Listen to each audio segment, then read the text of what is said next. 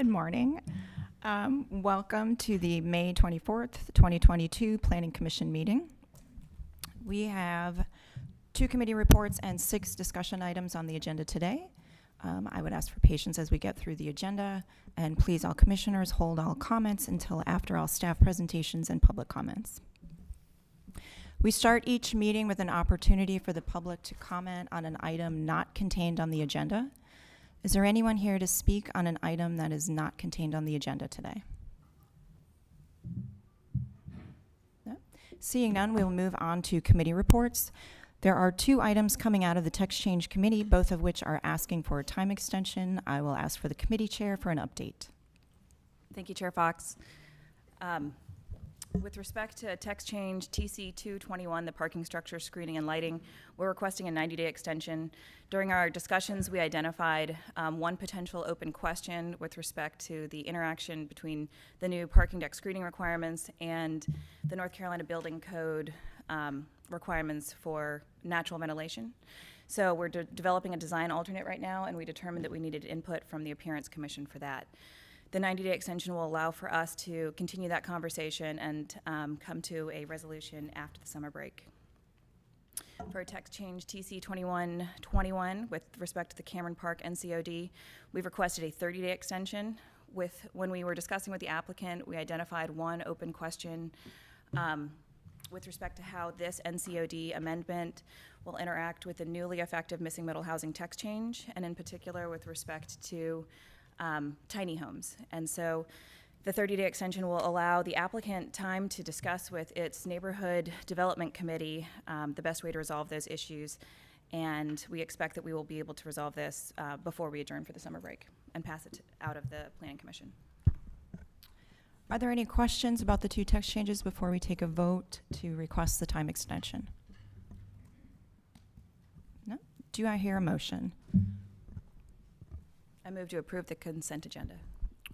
And request the time extension. Request a time extension of 90 days for TC 221 and 30 days for TC 2121. Excellent. And I will offer a second. Commissioner Miller has offered a motion for a time extension for TC 221 and also TC 2121. I've offered a second. Is there any other discussion or debate on the merits of the motion? Seeing none, by show of hands, those in support? Any opposed? That motion passes unanimously. Moving on to old business, our first item is E.1, which is rezoning case Z322 on Dal Adams Drive. We will start with a staff report from Matt Clem. Good morning, Chair Fox and members of the Planning Commission. Let me pull my presentation up.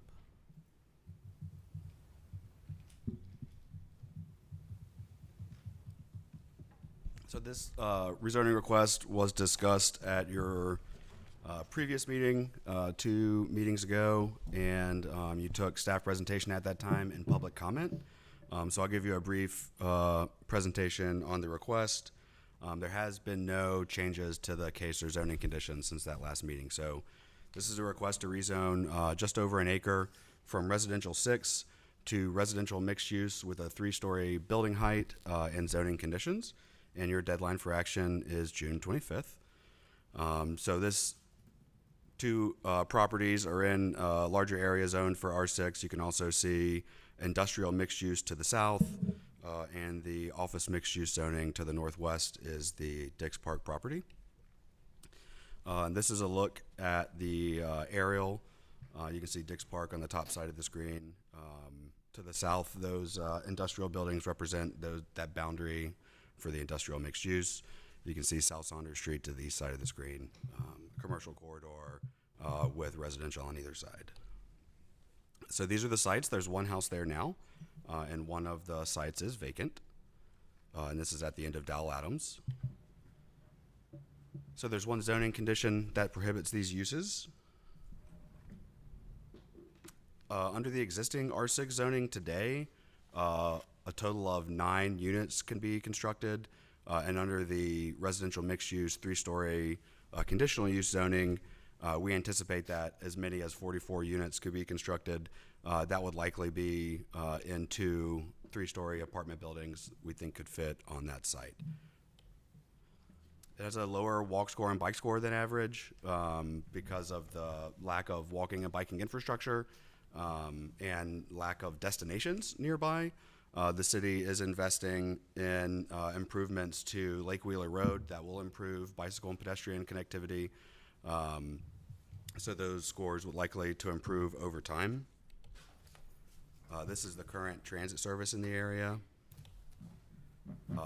It does add to the housing supply. The 44 units, if that meeting were built or some other number, would likely be less expensive units compared to the 9 units that could be built today because of the fact that spreading more units over the same piece of land is likely to produce a less expensive unit by comparison. The requested zoning permits all of the housing types, so detached, attached, townhouse, and apartment building types are all permitted in the proposed zoning. And of course, smaller units and lots, and it's within walking distance to transit. So these are the demographic indicators of the area. So higher population of people of color and low income population compared to the city as a whole. So the neighborhood was annexed in 1958, which was before the Civil Rights Act and the Fair Housing Act. And so there are racially restrictive covenants in the original Fuller Heights subdivision that, of course, are no longer legal, but it is part of the land use history. There's also a 1965 Southside Urban Renewal Project, which occurred in the vicinity. That project is now developed with the interchange for South Saunders and Martin Luther King Jr. Boulevard and Western Boulevard. So the request is inconsistent with the low-scale residential district because it is requesting for more units than would otherwise be permitted under the recommended zoning for that designation.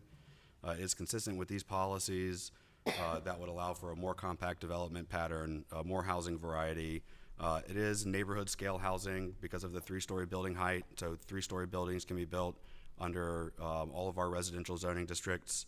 And so that is in keeping with that policy, and again, inconsistent with your future land use map, but consistent with the plan overall. Happy to take any questions on the case. Thank you. Due to the fact that we've taken this out of order, without objection, I'd like to have the applicant come and speak with an update.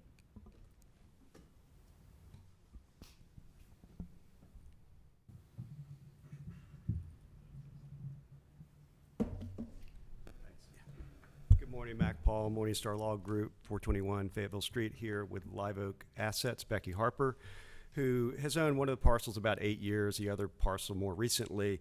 And this is, pretty straightforward. We're looking for an opportunity to create some flexibility for more housing, looking to the future. In light of the changes occurring, in particular, to the south, immediately adjacent is currently industrial, but being in the Dix Edge study program for 12 and 20 stories and currently being rezoned to much greater height and immediately across Dal Adams.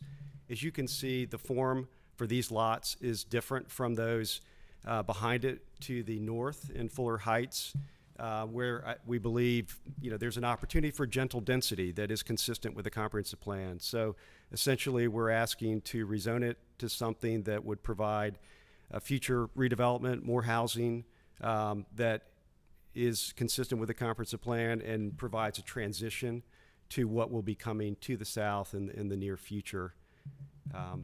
Happy to answer any questions. I have talked to staff about some of the comparisons. You saw the data on the density yield by right and with the proposed rezoning. We do not anticipate anything near the projection shown by the Envision Tomorrow on that site.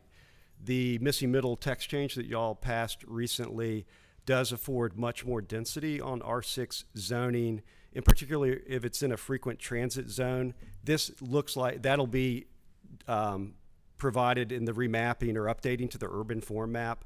It doesn't look like this site will fall in that frequent transit. It's not that far out, but if it were, that, just to give you an idea, would be about 36 units under the R6. So it's not that different from the projection currently with the RX3.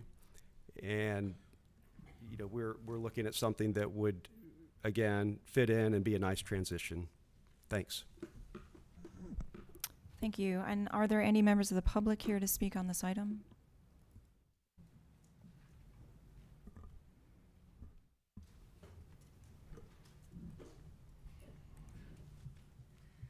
Hi, I'm Tiffany Lopez, 504 Ellis Court.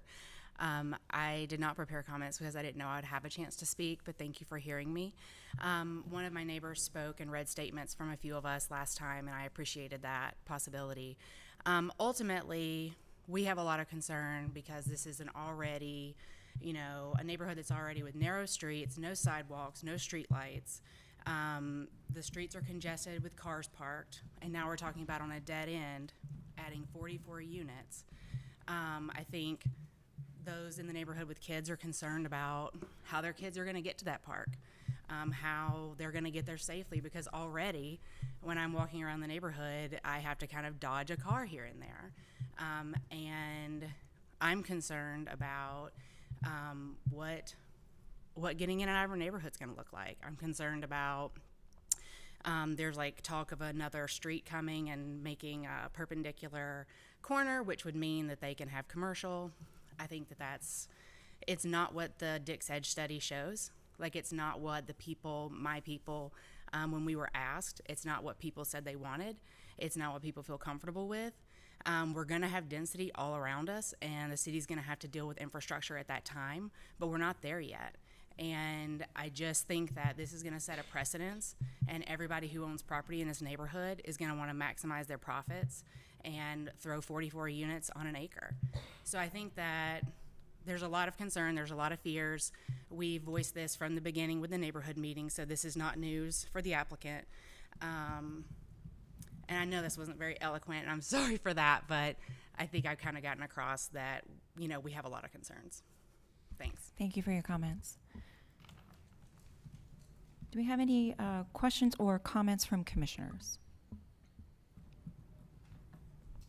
I have a question for staff with respect to the maximum units currently allowed. The staff presentation showed that under the existing R6 zoning, a maximum of 6 units are allowed. Does that take into account the newly effective missing middle housing tax change? Yeah, so Newly effective missing middle housing tax change? yeah, so we think that 9 units can be built under R6, and that would be 9 townhouse units. So the first wave of missing middle text changes that were approved last year increased, well, first off, allowed townhouses in R6 and increased the density yield. The missing middle text change that just passed earlier this month does not make additional changes to R6 outside of frequent transit areas. So in an area that is either a half a mile from bus rapid transit corridors or a quarter mile from frequent network corridors, there is an additional density allotment. But this particular property is outside of those areas, so no additional units could be produced through missing middle 2.0 here. But under the existing zoning, there are 9 units that could be built. Can you verify too if this did happen to be inside one of the core transit areas, would that unit count be around 36? Yeah, I think so. It's basically I believe it's 1,200 square feet of lot area per unit. So if you divide 43,000 by 1,200, that's the number that you get. It's either 12 or 14. I can look up and verify specifically if you give me just a second, but that sounds right.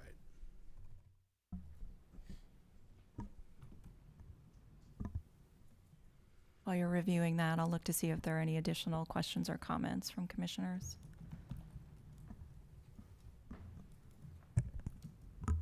Thank you. I have a couple questions.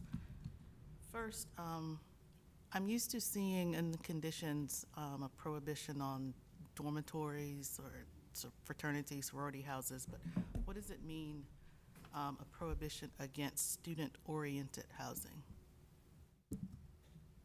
That feels kind of vague. Yeah, Let me look.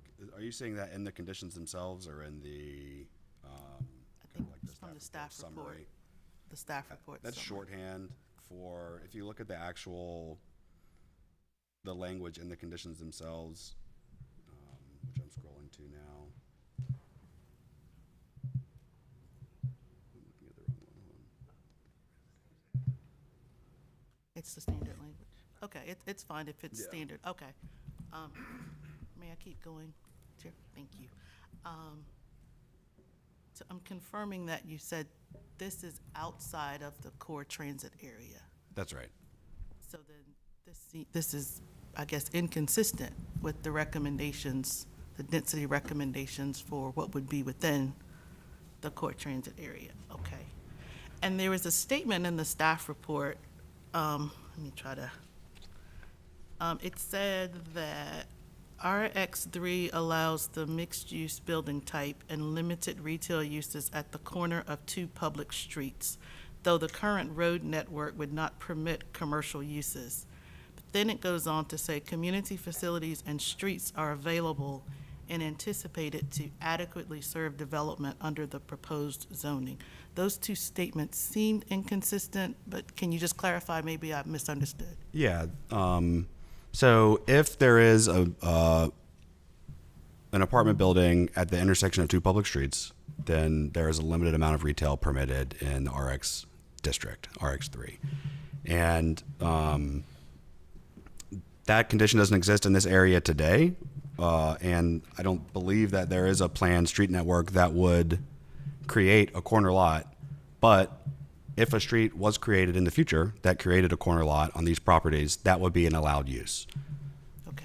So, and in terms of infrastructure sufficiency in the area, yes, we do believe that the 4,000 square foot of retail would be served well by the existing street network.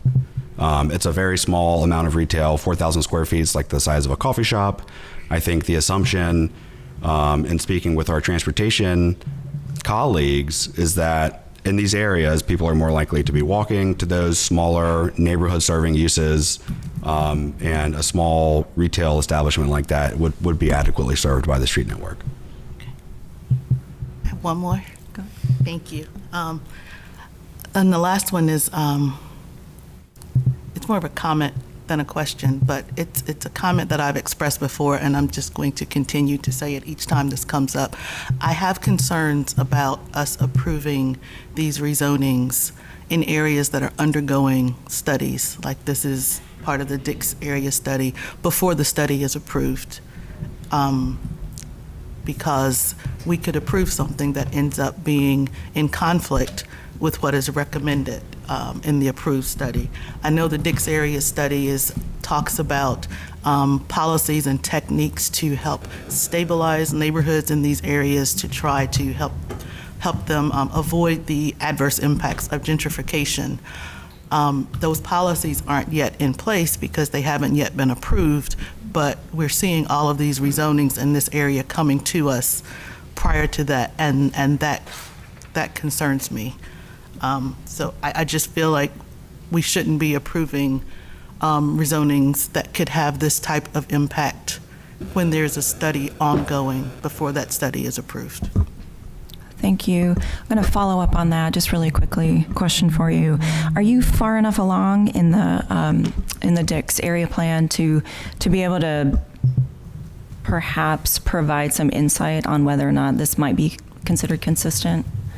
Yeah, so, and I have a couple of paragraphs written on page 13 of the staff report about the ongoing study, and I'm looking at it here.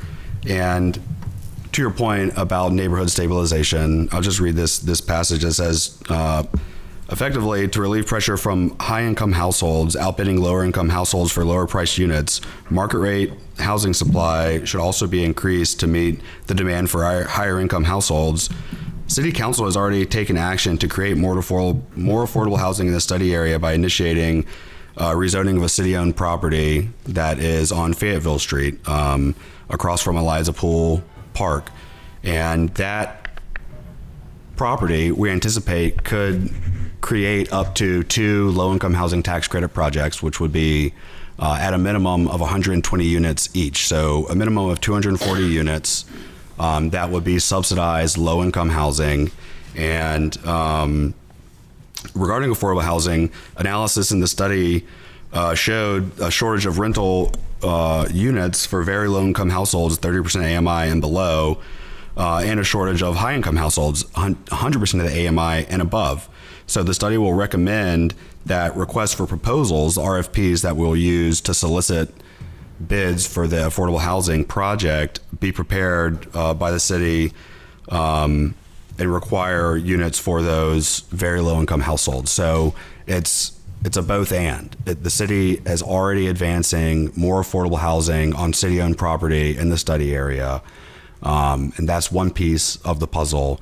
The other piece is by allowing for these less expensive housing types by comparison to the detached housing type, which is the predominant housing type in the neighborhood, in the study area, and in the city at large. So by allowing smaller units, they will be likely less expensive than development under the existing zoning.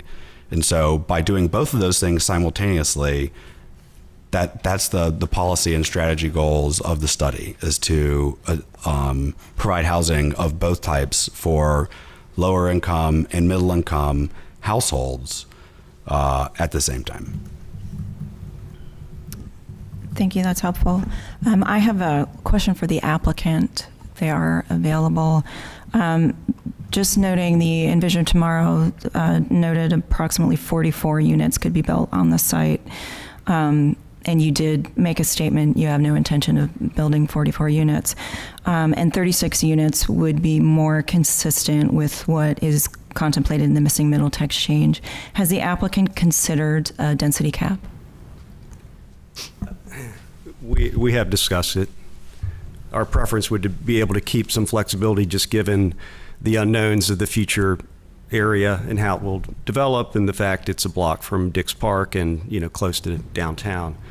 You know, but we're here to get your input, obviously. Do we have any additional questions? I do. With respect to the street network and the potential for commercial there, if Dow Adams were connected with Mercury Street, would that make this lot maybe this question for staff, would that make this lot a corner lot? No, I don't believe it would. So it would probably do something like this. But if the street network changed in the future, that is still a legal use, right? So what the streets look like today and what their exact configuration is, it could produce a corner lot in the future. It's hard to predict all of the outcomes of how the infrastructure may change through development. Mm-hmm. So if there's a concern about retail uses and all possible outcomes, which may produce a corner lot, then, you know, the commission may wish to request that use be prohibited. But allowing retail uses within walking distance of residential uses is actually beneficial to improve walkability, to reduce carbon emissions based on car trips, to run errands. So having small retail uses in neighborhoods creates walkable communities, which is supported by the goals of the comprehensive plan. Thank you. I would agree with that. And with respect to what is planned for the lots immediately to the south, is it correct that those are projected to be 12 to 20 stories in height and commercial uses? Yeah, I believe the lots you see along Mercury Street here, some combination of them are under rezoning request now for those taller building heights. And would that be consistent, to your knowledge, in the current draft of this area plan? Yes. Okay. I believe I saw, go ahead, Commissioner Elder, did you have a question? I was just curious to revisit what Commissioner Bennett said. Do we have any idea of what the timeline is for the Dix Edge study being finished? I agree that it is somewhat concerning that we're doing a lot of rezone, and I think we'll probably continue to see more. Yeah, so we're anticipating delivery of the study to City Council next month. And your review will probably begin later in the summer after the July break. So that's our timeline right now. So review and adoption of these studies can take several weeks or months. So it depends on the timing of getting a final policy package that will impact future decision making of these legislative decisions, maybe some months away. But the staff report is based on existing policies today, and it's inconsistent with the future land use map, but it is consistent with the plan overall for those reasons of providing a broader range of housing types that would likely be less expensive than development under the existing zoning today. And I think it's also important to note that oftentimes when we're looking at these zoning requests, you're not really making a decision between what's developed there today, because the existing zoning allows for much more. The existing zoning allows for 9 townhouse units. So the decision is between 9 townhouse units or 40 apartment units. And that's just the kind of the reality of how our zoning regulations work. Go ahead, Commissioner Lampman. Did you have a question? Regarding the density, I mean, this is 1 acre and it looks like 3 stories. I'm just trying to imagine what 1 acre would house and what it would look like with 44 units. Yeah, so it would be like a 3-story apartment building. These would be micro units, like 200, 300 square feet. I believe you have- the is there parking assumption in our requirements? reporting probably assumed around 800 square feet. I can go back and look exactly at what, basically when we estimate development yield based on these mixed use districts, we have an assumption of the lot size, or excuse me, the individual unit size. And we usually use between 800 and 1,000 square foot unit. But I can look exactly and tell you the assumptions that we made in making that estimate. Okay, and then there's essentially, there's no parking required on the site then? There's no parking required for any use citywide. We did assume likely some surface parking in the development scenario that produced our 44 unit estimate.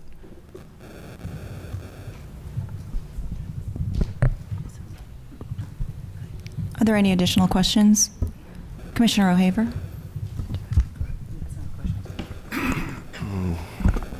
Thank you. Just a couple of questions. To Ms. Lopez's point, and Matt, you had said we're probably not going to make a connection to Dale Adams Street. Could you, I didn't see where you drew that on the page, and Ms. Lopez, so that would be the projected connection. No, there's not.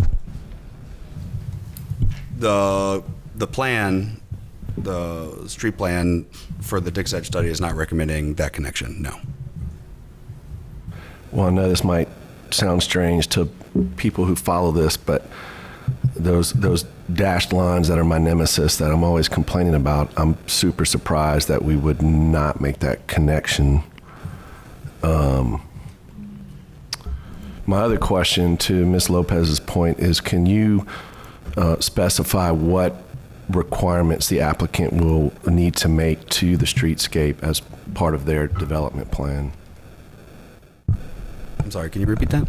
Sidewalks, street trees. Right, so when any property in the city is developed under any zoning, existing or proposed, the city requires that they make frontage improvements in the right-of-way, so not on the private property. And that would include sidewalks. Yeah, and so that would be on the frontage of this site here.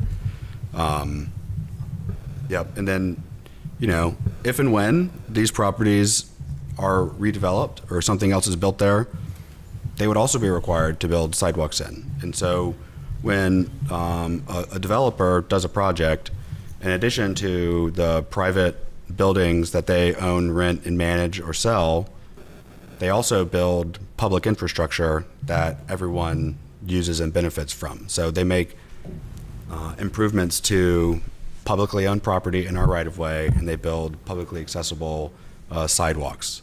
And that's what would happen here. And then, sorry, the last clarification. You had anticipated 9 townhomes, but is there a possibility that there is just a larger single family home built here. That's right. So when we look at,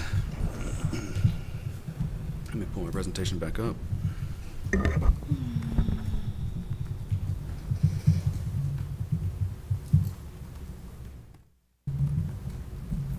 So if you own property and you want to redevelop it, the zoning sets out rules of what you can and can't do. Under R6, on 1 acre of property, based on the lot size regulations, setbacks, and other metrics that are used that produce maximum density and build out, we think nine units can be built here on 1 acre. But that's just the high end. Property owners, developers, anyone can choose to build anything that is otherwise permitted in that zoning. So it could be 1 house, 2 house, 3 houses, 4, but likely no more than 9. But it could be one large single family home. Of course. Right. Are there any additional questions or comments from commissioners? Go ahead. Thank you. I recognize the tension between the need to finish the Dick's Edge study, and for me, I always wait and balance that against the current, a lot of these issues, especially projects like this, against other competing interests like our current housing crisis in the city. And so, you know, each of those gets weighted in a certain way. I personally tend to weight needing to address the housing crisis in our city very heavily. And so when I look at this project as a whole, trying to balance those two, especially looking at the fact that this project would likely project to provide so many units of affordable housing, and when this project itself is next door to 12 to 20-story commercial uses, and looking at our policies on appropriate transitions between the two, and also looking at the additional improvements to sidewalk infrastructure and frontage infrastructure in this area, I personally come down on this in favor of approving this this project. So with that, I will make a motion. I move to approve rezoning case Z322, and to adopt the proposed consistency statement included in the agenda dated May 24th, 2022. Thank you. Commissioner Miller has offered a motion to approve. Is there a second? Second. Is there any additional discussion or debate on the merits of the motion? Go ahead. So I fully appreciate that we're trying to address a housing crisis. What seems to be happening, though, is we're addressing it, or we're trying to solve it in communities that are already diverse, that already have lower incomes, that are racially and economically diverse. That's my issue. It seems like in trying to solve a problem that is a very real problem that's affecting people who have been marginalized, those are the people being asked to solve the problem. And it just seems like we keep seeing these rezonings that are supposed to solve the housing crisis in neighborhoods that already have affordable housing, in neighborhoods that already have diverse residents. And that's a problem for me. So I'm all for solving the affordable housing crisis, but let's spread it out in the city and let's stop focusing on these neighborhoods.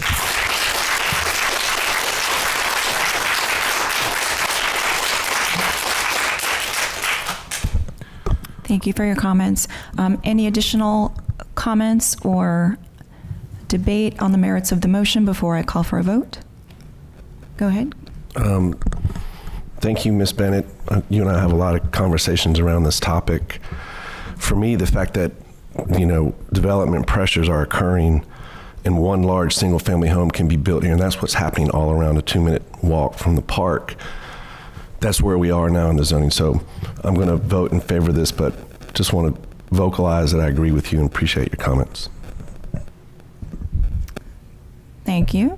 So we were going to go ahead and vote on the motion from Commissioner Miller, seconded by Commissioner O'Caver, to approve Z322. Those in favor of the recommendation? And those opposed?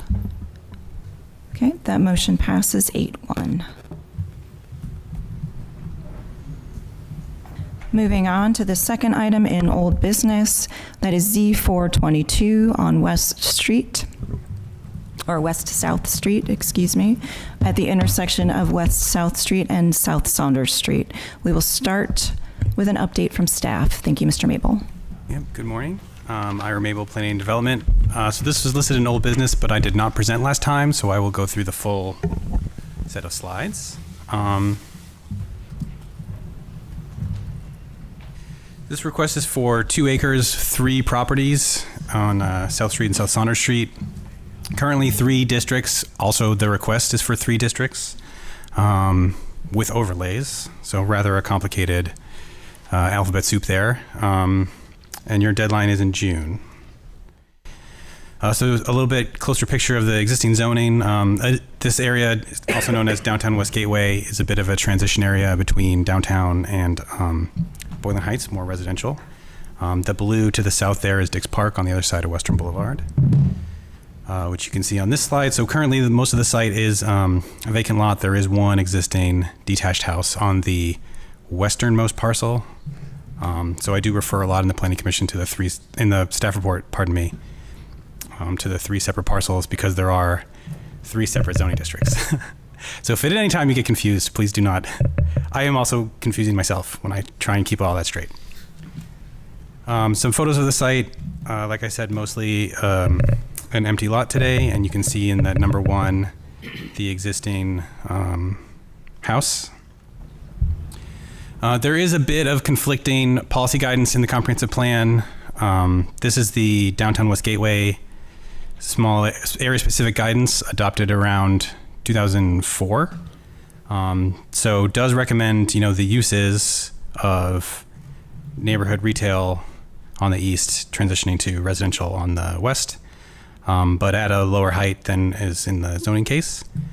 The more recent area plan guidance is from the equitable development around transit plan, really because of the BRT stop that is planned on Saunders and West Street. So that's that like half green, half orange circle there, which EDAT recognized as the Emergent Urban Center station area type. So I did defer to the newer guidance when evaluating the conflict between those two. There are 2 conditions on the case, one prohibiting a handful of uses, and the second one putting a hard cap in feet on the easternmost, so the corner lot at 85. So that 7-story is probably the maximum that's going to be. And I did provide 2, so this table shows 3 scenarios, the existing, the proposed, and the proposed if they use the bonus in the TOD overlay, which, like I say, we do not assume that would be available in the western lot because of the height and feet cap, really.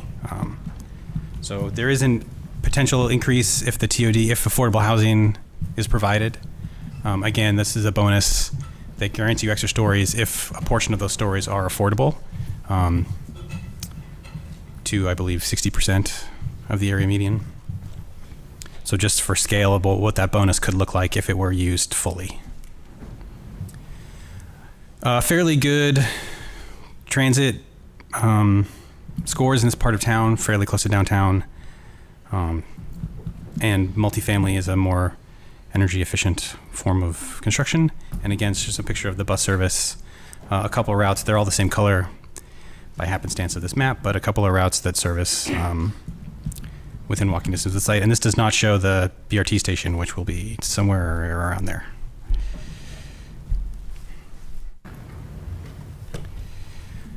Would add to the housing supply and would add smaller units, generally more affordable. The demographic indicators are generally less for this tract than the city overall, and this tract is taken up a large majority by Boylan Heights neighborhood. The site itself has been industrial for quite a long time. It was remediated around 2015-ish. Based on the aerial, there was quite a lot of vehicle storage there. So I do know the property owner went through the state brownfield site to address that. The request is consistent, so there, along with the 3 zoning districts, there are also 3 future land use map designations. The Rosengarten Alley, that green stripe up the middle, public parks and open space, there is an existing greenway easement held by Parks and Rec, which they would very much intend to keep. But otherwise, neighborhood mixed use recommending neighborhood retail to the east and residential, that's yellow color, on the west. There is also frontages included, which makes this case consistent with the urban 4 map. Site is in downtown, so consistent with the comprehensive plan overall. A number of consistent policies having to do with the proximity to future BRT service, and the configuration of the heights of the district, complying with the way the comp plan says height should transition. And again, more consistent policies. The inconsistent policy really is because nothing else is 7 stories here. And that is all I have. Your deadline is in June. I would say, just as a reminder, I might have Travis provided a little extra income or input. You did hear from, you could also provide me extra income if you like at any time. But for extra input, you did hear from the public last time, but not the applicant. So a bit of an unusual situation with the public comment, but appropriate to still hear from the applicant, even though this is old business, I think. Thank you, Mr. Mabel. Without objection, I'd like to move on to hear from the applicant. The applicant and those in support have a total of 10 minutes.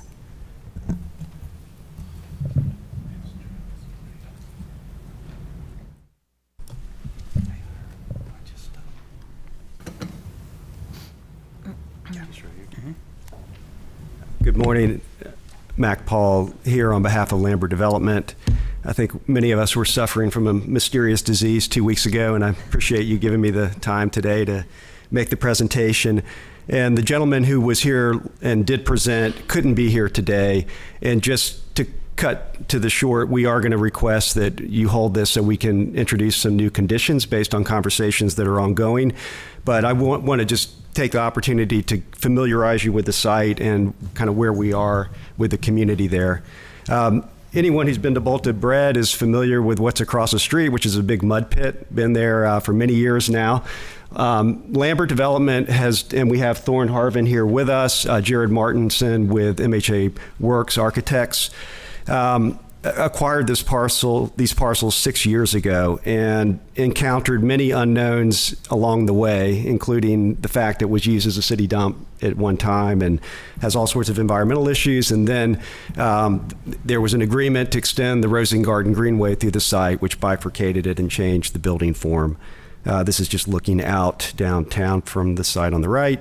And just quickly, you've heard, this is what's really been the game changer in terms of the request. It was rezoned just a few years ago for a condo project called The Lend, which has not obviously been built and has been due to changes with costs and pre-sales and all the requirements around condominiums has not been constructed. And this is conceived as a multifamily development that achieves in the range of 180 units, which is necessary to finance a multifamily project, which is why the 7 stories and the 4 stories.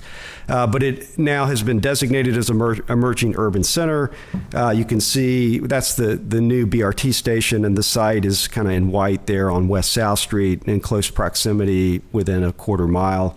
And that does call for up to 12 stories within the emerging urban center. So even though you see low scale around it, kind of back to the point Matt Clem was making, there's much more that could be built under these new designations.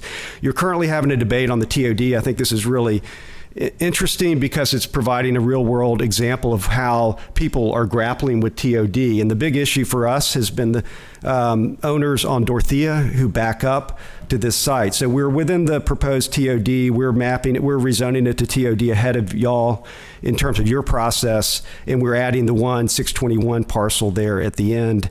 But what the TOD does, other than, beyond getting rid of parking and allowing more commercial space, is it takes away a lot of that transition, the neighborhood transition, which is a 50-foot no-build zone, and allows you to build a building to 10 feet adjacent to very low-scale residential. And that did and has created some concerns and led to a lot of conversations with the community. This just shows, this is on a kind of the crosstown pedestrian bike connection that is going to lead you right into the entrance to Dorothea Dix Park across Western Boulevard. So it's a very key intersection, and it's going to be evolving rapidly. Heritage Park across the street is Raleigh Housing Authority, has been in front of council several times, is going to be coming in with a redevelopment for more affordable housing directly across the street. And this just gives you a sense, based on communications and desire for massing, this would show you what a 7-story and a 4-story stepping down, and then looking back from Boylan Heights, and Boylan Heights is the Heights. It's up on a hill, so the grade works well, transitioning away from it into downtown. Now, I'm going to just skip over. That is a shadow study. Oh no, Ira, you can. We were asked to do a shadow study. You might be able to play it. Getting no light. Yes, that's right. Anyway. It just blocks it all out. No, okay. And then, so one of the things that, held this project up, there was a broken stormwater pipe and a desire for a greenway easement. So there is a 50-foot area between the two buildings, which is very large, and an opportunity for an amenity area. And it certainly breaks up the massing of the building.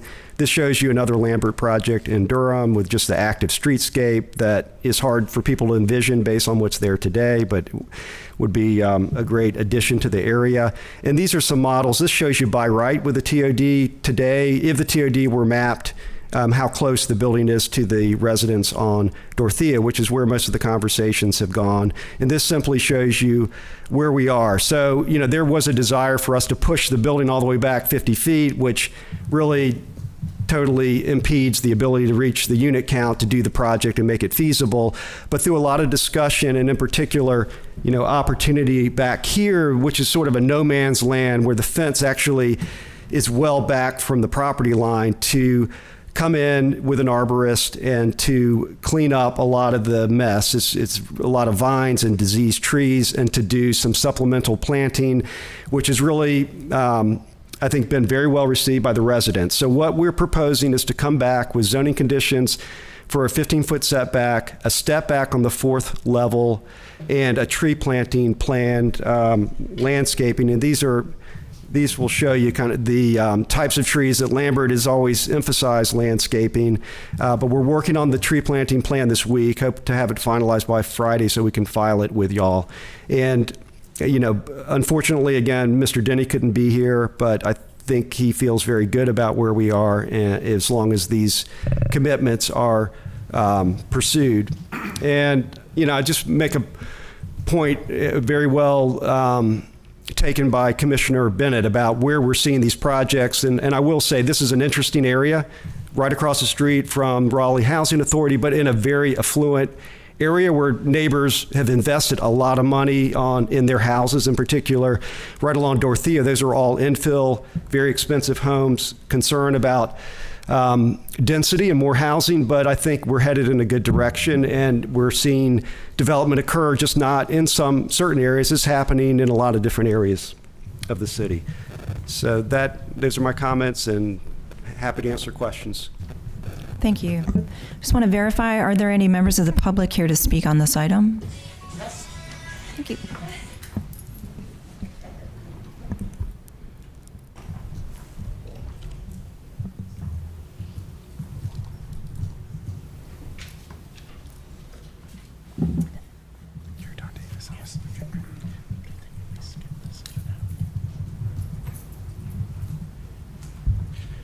Hi, my name's Don Davis. I live at 603 South Boylan. And I'd like to say we're not opposed to development on this property. We like a lot of things being developed around us. We just want it to be an appropriate development for the neighborhood. And will point out that this property shares a block with properties that are in the Boylan Heights Historic District. And so we question whether this height is really tapering correctly into the historic district in the single family. I did have a presentation covering a lot of the parts of the comp plan that we feel it isn't consistent with, even though staff thinks it is.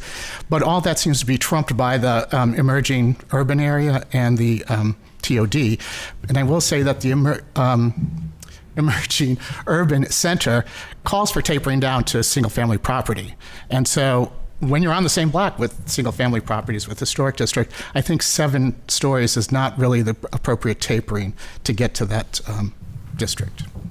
And the TOD, I don't know, 15 feet. I don't think Mr. Denny is quite enamored with the 15-foot buffer that Mr. Paul proposed. So we do have another person to speak, and so I'm going to let him go so we can all cover this area. And thank you.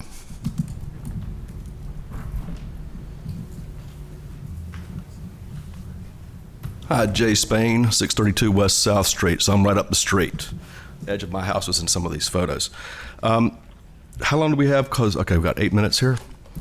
So I have a petition, which I will provide for record, that opposes this 7 stories that 150 people roughly have signed from this area. Now, I'm going to read the petition real quickly. As a resident of Boylan Heights community, I am petitioning the Raleigh Planning Commission to oppose rezoning case Z422 as it's currently written. Lambert Development of New York has submitted a rezoning application to the City of Raleigh requesting approval to build a 7-story apartment building 85 feet at 601 West South Street, which is located at the southwest corner of West South Street, so forth. We did this about 3 years ago. We allowed 4 stories from 3 stories. And so now we're back in here again. And how many more times we're going to be in here, I don't know. We request that the rezoning be denied as written for the following reasons. The proposed uses are inconsistent with the future land use map. Proposed uses are inconsistent with current development patterns. The proposed uses without retail mixed use do not align with the city's vision for the area related to walkability and neighborhood commercial. The proposed uses do not align with the Downtown West Gateway plan, specifically Saunders North Residential and Saunders North Retail. The heights, to do the alignment, we recommended land use near, they're not appropriate for land use near moderate residential. We would support a 5-story mixed-use project at 601 West South Street if the entire first floor is mixed-use commercial retail, increasing walkability. Building height at 601 West South should not exceed 55 feet for the 4-story and 65 feet for the 5-story. Additionally, we would support the rezoning request at 611 West South Street only if there's a minimum setback of 50 feet, which I know is being negotiated, from the rear property line where the building can be built. We would support the rezoning request at 621 West South Street only if there's a minimum setback of 20 feet from the rear property line, where no building can be built. We also maintain that the permanent easement granted to the City of Raleigh for the Rosen Garden Greenway between 601 and 611 West South Street be unconditionally irrevocable as City of Raleigh property. I'll get to that in a minute. We believe 40 feet is the minimum appropriate. Max said 5 with this easement. Finally, we encourage an added condition that the roof of 601 and 611 West South Street be a green roof to reduce the stormwater impact downstream into Rocky Branch Creek. Thank you for your attention. So I'll submit that petition. Now, I worked on the Saunders North area residential plan 20 years ago that was approved by City Council in September 2004. And we called for retail, walkability, multi-use in order to make a nice transition from Boylan Heights to downtown. And I'm going to read something I wrote last night. I grew up in Raleigh. My parents grew up in Raleigh. The Raleigh I know has character and charm. There are bastions of quaintness scattered throughout. The PR, the Raleigh Times, Cooper's Barbecue, the Irregardless, and the more recent, The Pit, Bolted Bread, Weaver Street Market, Sam Jones Barbecue. My question to you is, do we want character? Do we want uniqueness? What makes Raleigh different from Charlotte, Atlanta, Richmond? Character, charm, uniqueness? Maybe, but can we keep it? You have a say in that. My parents were not involved in the community, and I knew nothing about it until I moved to Boylan Heights. Here, neighbors bonded together to make our neighborhood and city better. I worked on the team to create the Saunders North Area Redevelopment Plan for every year, and then got involved with creating Dorothea Dix Park in 2004, an endeavor that I continue. You're welcome. Now I am working to continue this vision of mine and my colleagues since 2003 to maintain the character and, yes, charm that we hope will prevail in our city. Are you on this team? Do you want to be? As my dear departed friend Greg Poole Jr. would ask during our diligent pursuit of acquiring Dorothea Dix Park for the city, do you share my vision?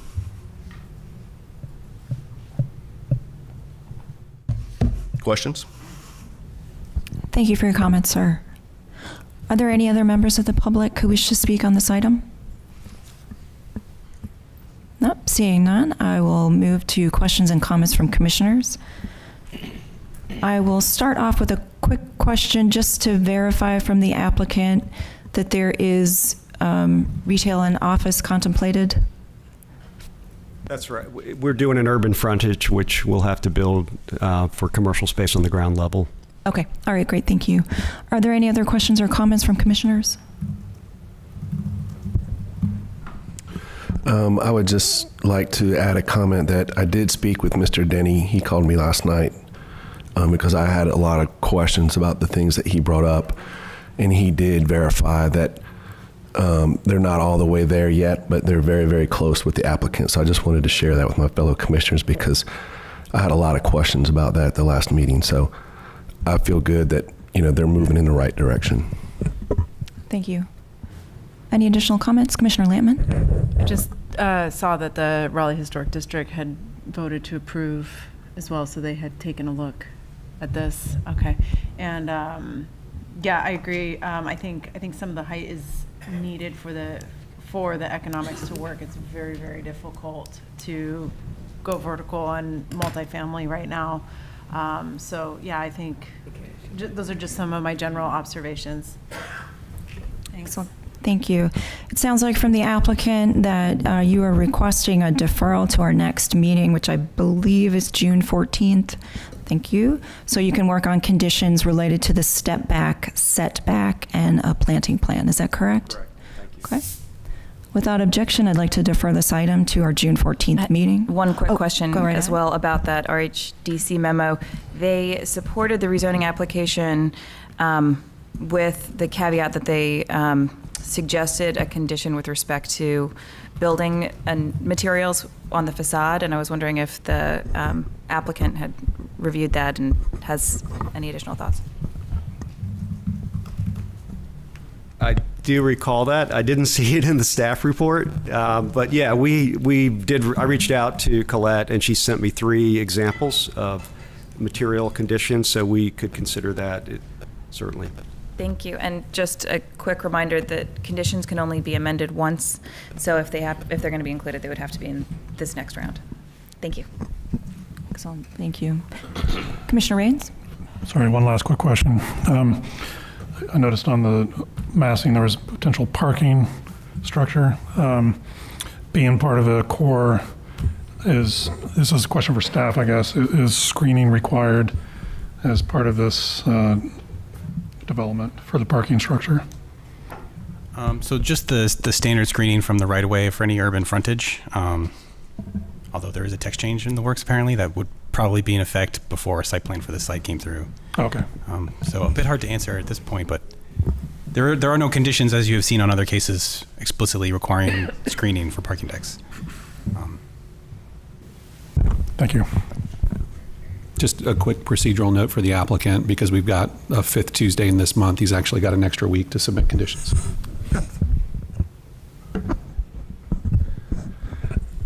Before we move on, any additional questions or comments? Yeah, it seems like on a couple of previous cases, we've talked about putting in a condition about materials, and we've been told that you can't really do that. So I'm curious to see how we're going to end up on that. We've talked about this on multiple occasions, and we've been told you can't really put in a condition there. The Planning Commission cannot require anything related to materials, but an applicant is able to offer conditions related to a number of different parameters. That's true of any condition. Yeah, well, I won't take up any. I'm glad. I promise you, I've been told that you can't really condition that. I can think of a couple cases, but we'll take that offline. Without objection, deferring this item to our June 14th meeting. Moving on to new business, there are 4 items on new business. These items have not been heard before the Planning Commission previously, so we will hear a full staff presentation, applicant presentation, and hear from the public. First item is Z8921 on Davie Street. Good morning, Mr. Hardin.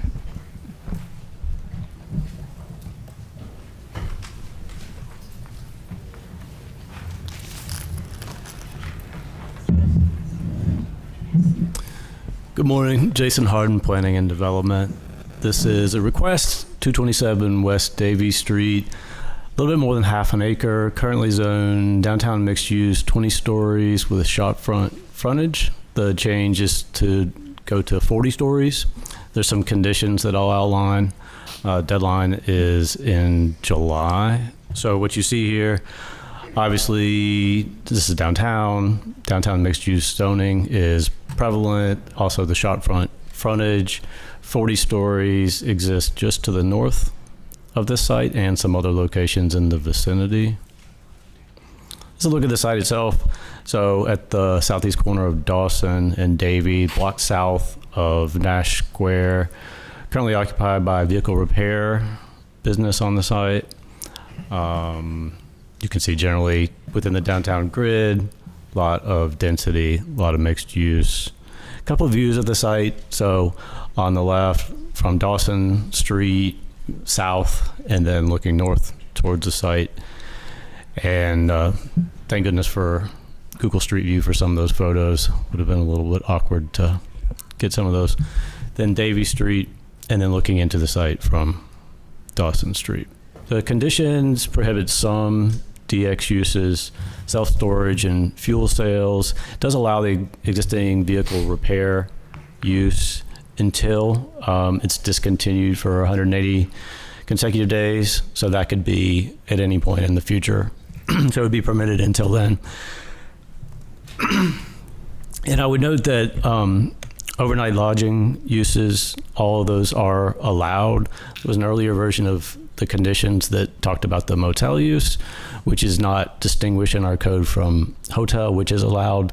So there was a technical change just to make clear that all lodging uses are permitted by these conditions. And then there is language about parking screening and blocking direct views of the light sources. That is language that is very similar to the pending text change. So this is incorporated via a condition, and that's similar to actually the process we've seen on a lot of conditions over the years about stormwater and transit easements. Often it starts in the form of conditions that are provided frequently and then is codified. And that's what I think we're very close to moving towards here with parking deck screening and lighting, but they've included this in the condition. So obviously the change here is the existing height, which allows additional residential and office density. So would allow about 150 more housing units or 60,000 or so additional square foot of employment space. So looking at transportation and energy analysis allows more people to live in a place that's transit rich and walkable.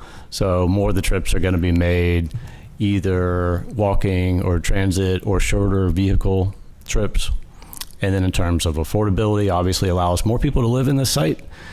Adds to the housing supply, permits a range of housing types. For new construction, the apartment housing type is the least expensive, so allows more people to live in that housing type. And again, when thinking about housing expenses, thinking about those in conjunction with transportation costs, and this is in the area of the city with the lowest transportation costs because of the options, transit and short trips. So policy map, future land use, consistent with that central business district designation. The shopfront frontage, looking for a very high level of pedestrian friendliness for the building design and building edge, consistent with what we expect downtown and in other places of the city. Consistent with a number of policies that touch on the issues that we just looked at in terms of the future land use map, allowing more people to live near transit investments. So in this case, you have Union Station, you have frequent transit, BRT, range of transit investments in proximity to this, parking structure design, allowing more housing supply, underutilized sites, encouraging more people to be able to live and work in those sites downtown. So consistent with those policies, consistent with the maps, consistent with the plan, no outstanding issues. Happy to take questions that y'all have. Thank you, Mr. Harden. Next, we will move on to the applicant presentation. The applicant and those in support have a total of 10 minutes. Thank you. Good morning, Chair Fox and Commissioners. Molly Stewart, Morningstar Law Group, 421 Fayetteville Street. I don't have a lot to add to what you heard from Mr. Harden. As you heard, the goal is to keep the underlying zoning district, to keep that frontage designation, to increase the height while adding some zoning conditions. We followed the model that was approved last fall on the property directly to the north at 333 Dawson Street. And really, our conditions proposed cover the same territory as those conditions do, albeit slightly more protective with respect to the deck screening and lighting, and that's just based on the way that language has evolved through zoning conditions and into the proposed text change. We received little feedback in response from neighbors during our neighborhood meetings. However, in response to the existing tenants' concern, we did revise those conditions to permit the existing auto repair use to remain on site so long as that business is in place. Thank you. Thank you, Ms. Stewart. Are there any members of the public here to speak on this item? If so, please move to the podium. Thank you.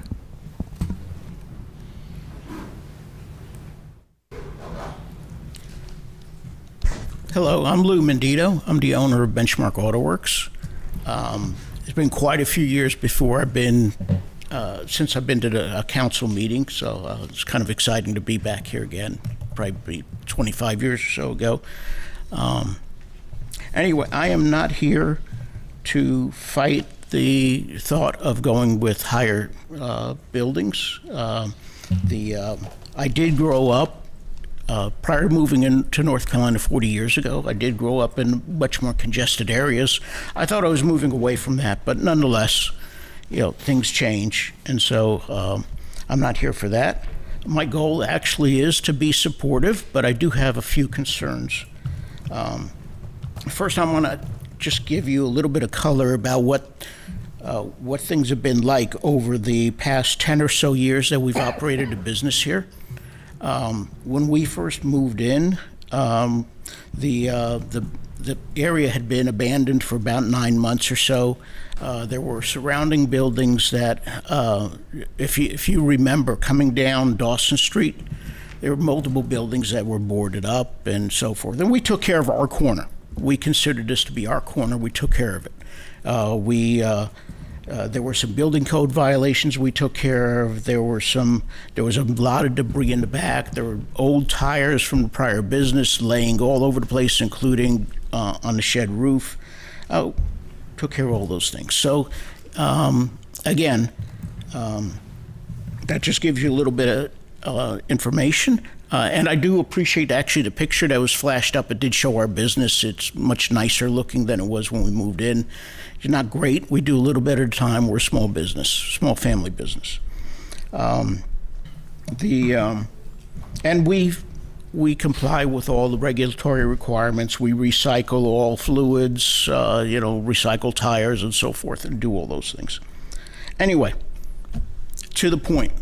Our lease expires in about 6 years. Our goal is to continue the operation for the next 6 years. till that expiration.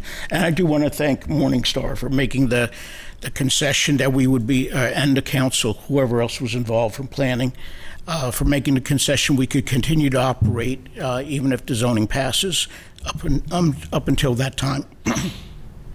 The one remaining issue that I see is that, excuse me, is that with the change, the property taxes are going to change. This has been confirmed for me. As a tenant of the property, I pay the property taxes, not the owner. Those property taxes have already gone up multiple times, and I can't even imagine what they're going to be for the difference between a 40-story building and a 20-story building that's currently zoned. So my issue is between now and when those 6 years expire, I'm asking if there is some way to cap the property taxes. After that, nothing's going to change on the property for the next 6 years, so there's no reason for changing those taxes. The only reason that affects them is this zoning change, and so that is why I'm listing it as a concern. And that's really, I don't have much to say. That's my concern. Other than that, I'm supportive. If there isn't something that can be worked out as part of this this action today, then I do request that we kind of give it some time, put it on hold for a little while I can work it out with the landowner. And I mean, the letter that I received actually does list me as applicant owner, which I find a little interesting. I didn't apply, but nonetheless, I am asking that we give the system a little time to work this out and see if we can work out a way to control the taxes. Other than that, I don't think I have any issues. We've been communicating. And I've already tried to reach out to the landowner, and he's not reached back yet, but I'm sure we'll be able to do that. Any questions? Thank you, Mr. Benito. Are there any other members of the public here to speak on this item? Seeing none, I will move to questions and comments from commissioners. First question, related to the property tax, that it's outside the purview of the Planning Commission proper, but I would have a question for the applicant if they are interested in speaking to the tenant regarding this issue. Thank you. Yes, so this conversation has been ongoing, and we did reach out to the county to get an idea of when this might happen. We heard that the most likely date for that reassessment to happen would be as of January 1st, 2024. We relayed that information to Mr. Mendito. In the meantime, unfortunately, the applicant himself has been a little bit unavailable, so we haven't been able to finish those discussions. But as you heard, not something that could be addressed here. Thank you. Any other questions or comments from commissioners? Commissioner Miller? It's just more kind of curious, a question for staff. When there is a long-term, or when there is a lease on a property, do you know if that's taken into account when determining the property tax value of the land? No, as you know, city doesn't assess or collect any of the property taxes, so we're not involved in that process whatsoever. Gotcha. So it's just a commercial lease negotiation between the tenant and the owner at this point. Thank you. Any other questions or comments from commissioners? Seeing none, I'd like to entertain a motion. Commissioner Raines? Thanks, Chair Fox. With the information presented, I move to recommend adoption of the proposed consistency statement dated May 24th, 2022, contained in the agenda materials, and to recommend approval of the zoning amendment Z 8921.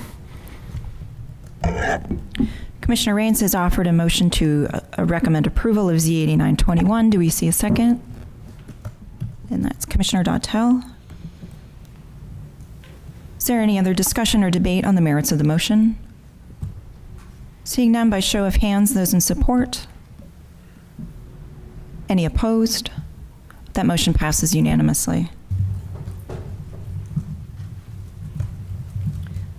Moving on to the next item in new business, which is case Z522 on Seamart Drive. We will start with a staff presentation.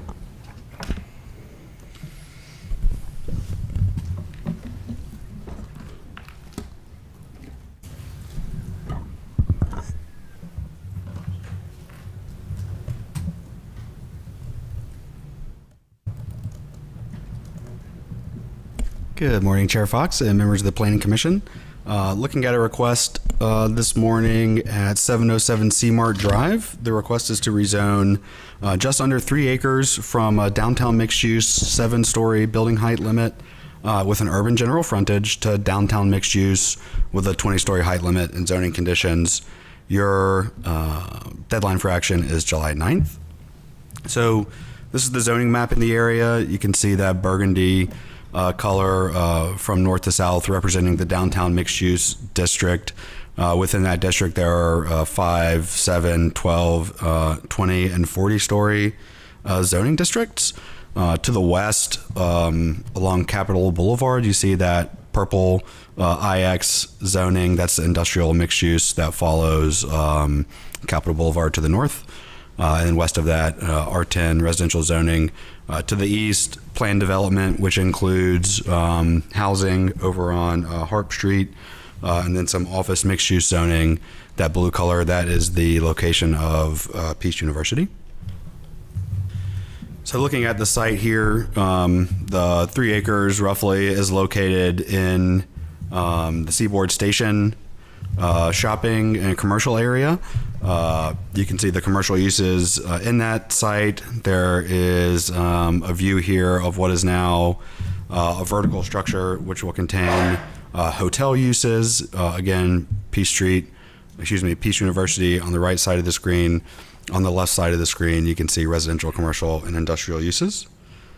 You can also see on the property currently is constructed with what is the Eugene C. Bagwell train station that was built in the 40s, and the platform that served that train station use. The property is currently used for retail as a garden center, and there's also a small cafe on that site as well.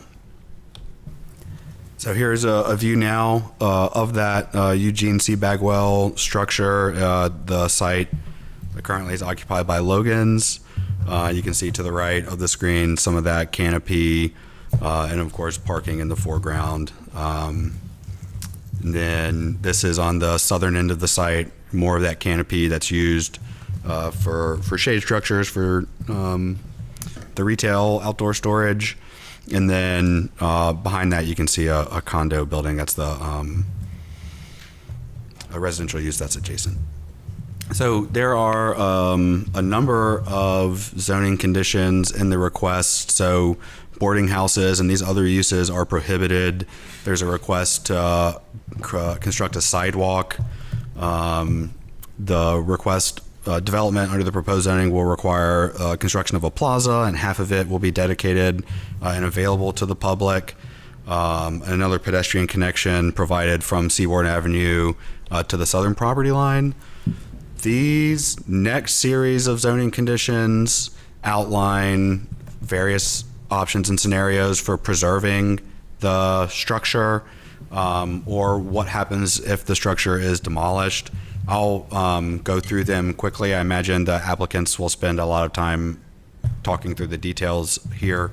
But condition number 5 says that the structure will be evaluated for preservation feasibility, and then there are a set of options, one of them being 50% of the building shall be preserved in place, 50% of the building, which must include the eastern facade, which is that front door area, like what you see here, be preserved but relocated on site. And then the third option is if neither A or B are selected, that the building be documented, portions of the portions of the canopies be preserved and relocated, and then documentation of the existing structure be on display within any future development of the property. So I imagine that the applicants will spend more time than that, and they can talk really specifically about the detail and intent of those conditions. Condition number 6 and 7 basically manage parking deck screening very similarly to what you all are looking at in the parking deck screening text change. So these are codified in zoning conditions here. Of course, the site today is built with the train station, but existing zoning would allow for the building to be removed, the canopies to be removed, and a 7-story mixed-use building be built back there today. So today, the site can be built with a 7-story office building, residential building, or mixed-use building with ground-level retail. Because of its downtown mixed-use zoning, that could produce somewhere around 360 units, and you can see the square footage of those office and retail uses based on the estimates of the analysis we do when we look at these zoning conditions. So the proposed zoning, requested zoning, is a 20-story downtown mixed use with those zoning conditions that we just looked at. We think 1,000 units roughly could be constructed in that 20-story building. And then, of course, you see the increases to the office square footage. Retail stays about the same because we assume that retail is going to occupy the ground story of a building. And so that is largely due to the geometry of the existing site. We don't anticipate retail being on any floor other than ground floor. So there's not usually a lot of fluctuation there. And so that's that.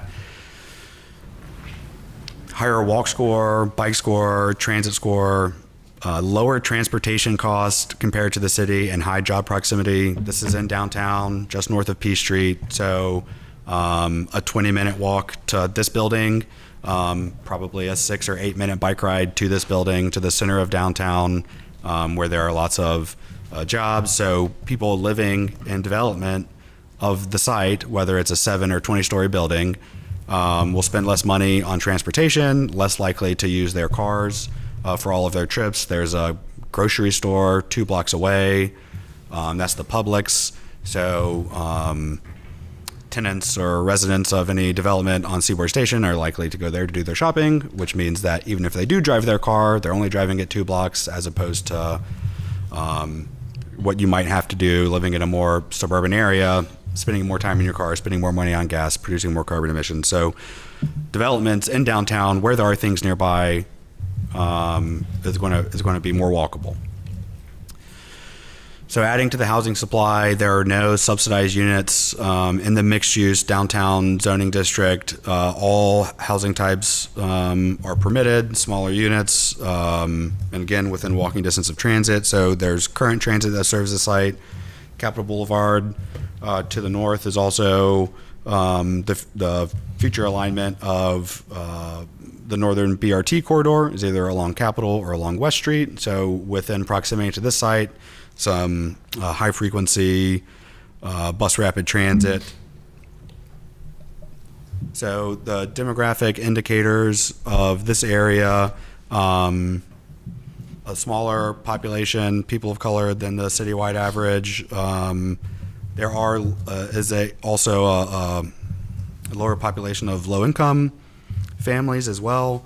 So compared to the city, the area has lower education attainment. And this is the census tract. Smaller population, people of color, and those two things, and low income population, and those translate into that demographic index of 25. So the land use history is the property is built with the Eugene C. Bagwell train station, which was built in the 40s and had been used for a train station until the use was discontinued, and now the property and the original building is occupied by the garden center. The future land use map identifies the property in the central business district. The requested zoning for DX is consistent with that. The existing zoning is also DX, so the permitted uses are changing only by those prohibited by zoning conditions.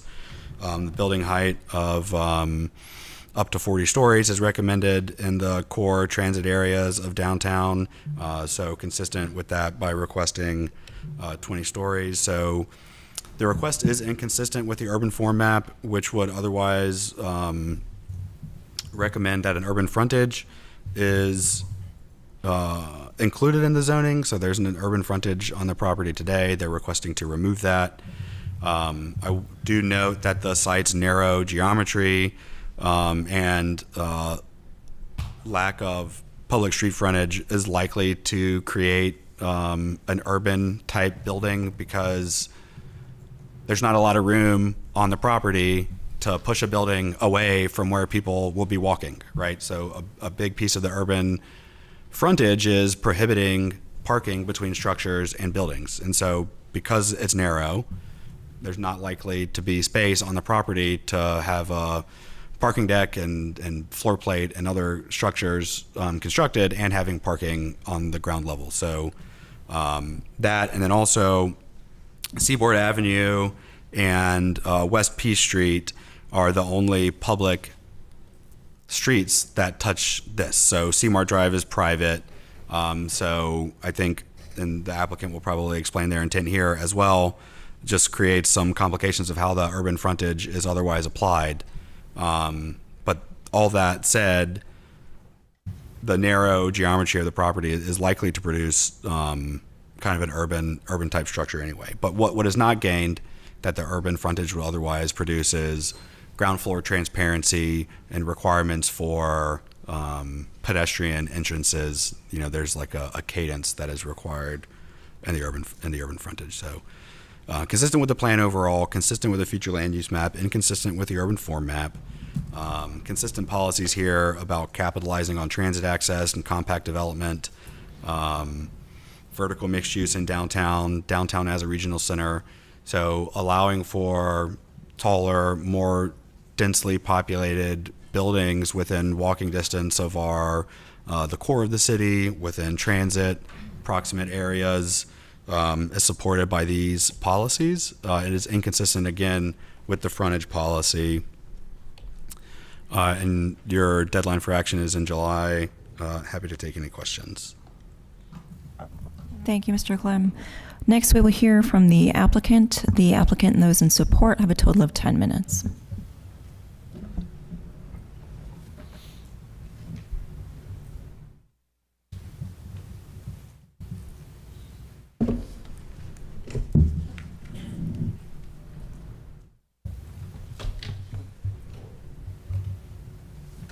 Good morning, Chair Fox and members of the commission. I'm Jamie Schwather with Parker Poe at 301 Fayetteville Street, here on behalf of the owner of the property and its developer, Turnbridge Equities. I'm joined today by Jason Davis with Turnbridge, as well as Neil Gray with J. Davis, Fred Belladin with Clearscapes, and Brian Purdy with McAdams. You may recall Turnbridge's work at the Creamery, which is shown in the top right of the screen, as well as 307 Martin Street, which was approved just this month. Like these approved cases, our request for the Seamart Avenue case seeks to complete the development in the Seaboard Station area in a way that honors the past while providing needing housing and public benefits for the future. The site is currently the Logan Garden Shop, located on the western edge of Seaboard Station and directly east of the railroad right-of-way and Cotton Mill condos. Further west is Capitol Boulevard and Devereaux Meadows, and in the 2013 remapping of the site, the city placed the DX7 designation on the site. But since that time, dramatic growth in needs for housing, as well as improvements to the Peace Seat Bridge and 40 and 20-story zonings further to our west, dramatically changed this area in a way that is now the northern gateway to the city. The 2015 downtown plan called for this area in the north end of downtown and sought to create a complete neighborhood that combines new housing with unique local retail and dining in Seaboard Station to allow for future growth in the area. Notably, there were no preservation called for in the area or on this specific site. That future growth theme and need for housing was carried through and reflected in the 2030 comp plan, which designates the site as Central Business District, which is the most intense type of designation with heights up to 40 stories. That's underscored by policy DT 4.1, encouraging high-density residential in the development of the downtown and accommodating 25,000 additional people in our downtown by 2030. It's also designated a core transit area with higher than average access to transit, walkability, biking, and jobs, the ideal location to place additional people in residential units with existing infrastructure without displacing any existing residents. This is underscored by policies LU 4.7 and 7.6, noting proximity to transportation encourages additional density and intensity. But under these overarching principles, we have a very restricted site physically. It's narrow, it's unusually shaped, it's bordered by a railroad right-of-way, and an outboard existing canopy which will remain in place and is not owned by the applicant. To the east, Hoffman's development is moving forward by right at 7 stories with their own streetscape. To the south, there's a 50-foot Duke Energy easement transmission line, and to the north, a 60-foot stormwater easement, which significantly restricts our development at the edges. Access to C-Mart is over a private easement owned by CSX, so the only frontage on a public street is actually the corner of Seaboard Avenue. We do not touch Peace Street, so applying a frontage here would have a very minimal effect on the overall development. And of course, the Logan's building is in the center of the site, which poses major problems with providing additional housing because we want people to be able to walk to a parking garage that is limited in size and scope and must be centrally located. And we wanted to shift that parking garage to the north to avoid conflict with the Cotton Mill neighbors, who are our only neighbors. The site constraints resulted in this initial sketch plan for DX20 with 700 residential units, ground floor retail, a 12-story deck wrapped by multifamily units, and 20 stories at the top of the site with an amenity space to the south. No preservation conditions were included at the outset of the case prior to filing. But we started the public engagement process immediately after Turnbridge acquired the site in November of last year, and continued over 6 months and 20 meetings, sharing this plan with the groups on your screen, gathering feedback, and adjusting the plan in response. That lengthy and thorough public engagement process resulted in significant changes to the plan and addresses zoning conditions to address those concerns. The feedback varied tremendously, and the changes we made before this hearing were directly related to those concerns. We brought them with you today, not with one condition, but with many to address those specific concerns. Matt did a great job of explaining those, the need for gathering space, the pedestrian connectivity, parking deck and screening, and of course a framework for preservation of Seaboard Station, train station, although that is not supported by any planning guidance because there are 0 protections on this historic or culturally significant building today. Those conditions resulted in 2 through 4, which commit to a sidewalk along C-Mart Avenue, which wouldn't otherwise be in place because it's a private drive, a new public amenity to the south, which includes 50% of the plaza being dedicated to the public, a minimum area of seating and fixtures. That was added in direct response to our interaction with the Cotton Mill condo owners, and a pedestrian connection to the southern portion of the property to eventually and hopefully connect with Railroad Street to provide that ultimate connection to Peace Street and be worked out at site plan. This rendering of the Southern Plaza shows that new public amenity that doesn't otherwise exist today, and the reuse of the train canopies, again, another theme we heard from the Cotton Mill owners who would like us to try to evoke the area, the feel of the train area, even if the building is not able to be preserved in place. The parking deck screening and lighting text change was adopted with an important difference to benefit the Cotton Mill owners. The current draft addresses facades that address a public right-of-way. We do not have a public right-of-way except for Seaboard Avenue because C-Mart is private and the railroad is not a public right-of-way. And so we've adjusted that condition so that we can protect the views of the Cotton Mill owners per their request. And so this results in the rendering of the updated plan that you see here on the screen that shows the Hoffman development to the east, screen right, and the new public plaza to the south with retained canopies, providing the transition our neighbors requested and an anchor for the remainder of Seaboard Station. Based on the request and conditions, the staff report finds this case consistent with the property's central business flume designation and consistent with multiple comprehensive plan policies related to downtown housing and intensity in transit areas. They recommend approval of the case, and there are no outstanding issues. The site has no regulations addressing preservation of the station building today, and thus the rezoning request is reasonable and in the public interest and consistent with the city comp plans, regardless of the treatment of the station building. Consistency with the comp plan is the charge of this Planning Commission, and based on the factors outlined above, the case is squarely within the realm of approval today. Nevertheless, we've worked extensively with the community to develop a framework for evaluating the feasibility of preserving the station building. That's been challenging because unlike the other two sites that we've worked on, the Creamery to the left and Martin Street to the center, who have buildings that do have designations that were protected, that did have a public process designating them, and were on the corner of public right-of-ways, leaving a substantial amount of development area with the parking garage, with the parking availability.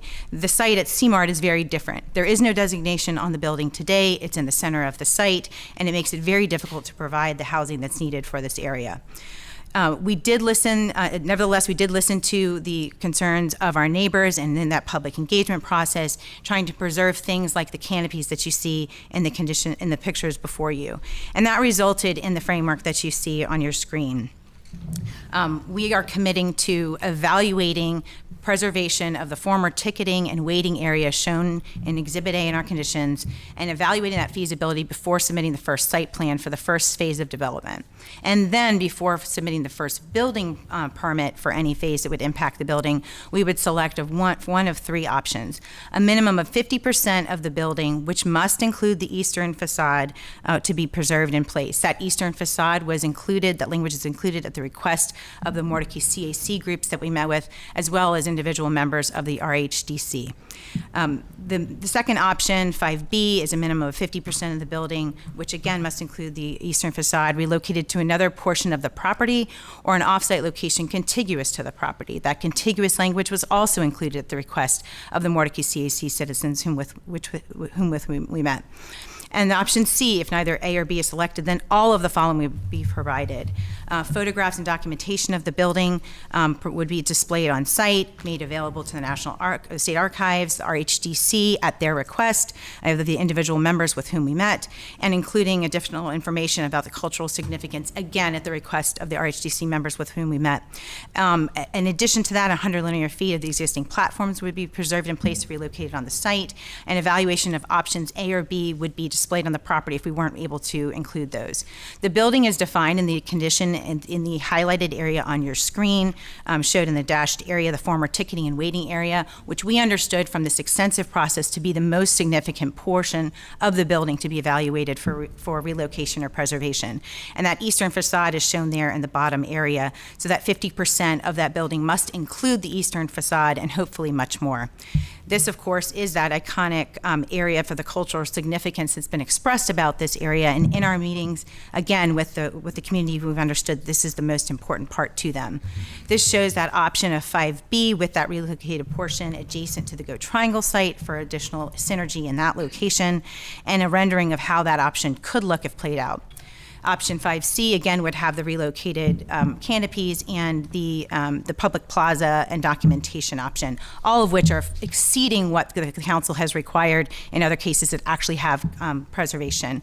And for these reasons, the case is more than consistent with the comp plan without these conditions, and these additional conditions make it even more reasonable and in the public interest. We're happy to be available to answer any questions. Thank you. I'm going to assume that there might be some members of the public who would wish to speak on this item. Those in opposition have a total of 10 minutes to speak. If you've designated a spokesman or a spokespeople, they can come forward at this time. I'm going to ask permission to speak for slightly over 2 minutes. Okay. Matt, could you bring up that overhead showing the station?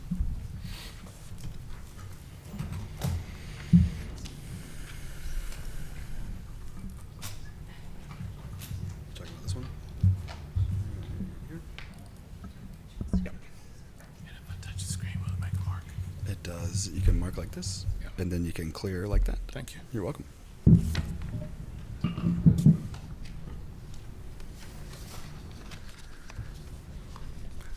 Good morning, all. I'm Gaston Williams. I live at 2617 London Drive, Raleigh, North Carolina. I'm here today as an individual and a member of a group of individuals who are interested in our cultural history and also in preservation of historic sites. We addressed a memo, which I hope will be placed in the file. You got it electronically, It's much prettier electronically than it is with my meager efforts at Kinko's. But we'll make sure you get a pretty copy too. It has much of the background I won't speak to today. We offer this meeting to inform you and City Council about our concerns about the future of Seaboard Station. Seaboard Station, right there. When you look to the future, you got to look to the past as well. There are technical issues in which argument preserving the station absolutely is weak, but there are options to move the station, save a meaningful portion of the station, and still achieve the goals of the developer. So when looking to the past, what do we have? An 80-year-old train station. For 44 years it was used as the primary train station for Raleigh. It is perhaps the most recognizable remaining significant structure built in 1941-42 in our city, known by many for many reasons. It was built at a time before the interstate highway system. Dwight Eisenhower was the Supreme Allied Commander when this station was built. It was built at a time before RDU. RDU was an Air Force base before, at a time it was a grassy field at the time the station was built. So Seaboard was the gateway for many millions of people that came into Raleigh and into our state, into our capital. Over the 44 years, it served as millions of travelers. Particularly important, it's an essential part of Raleigh's history. Whether it's landmarked or not, historically preserved in a historic overlay district or not, it still is a critical cultural icon for our city.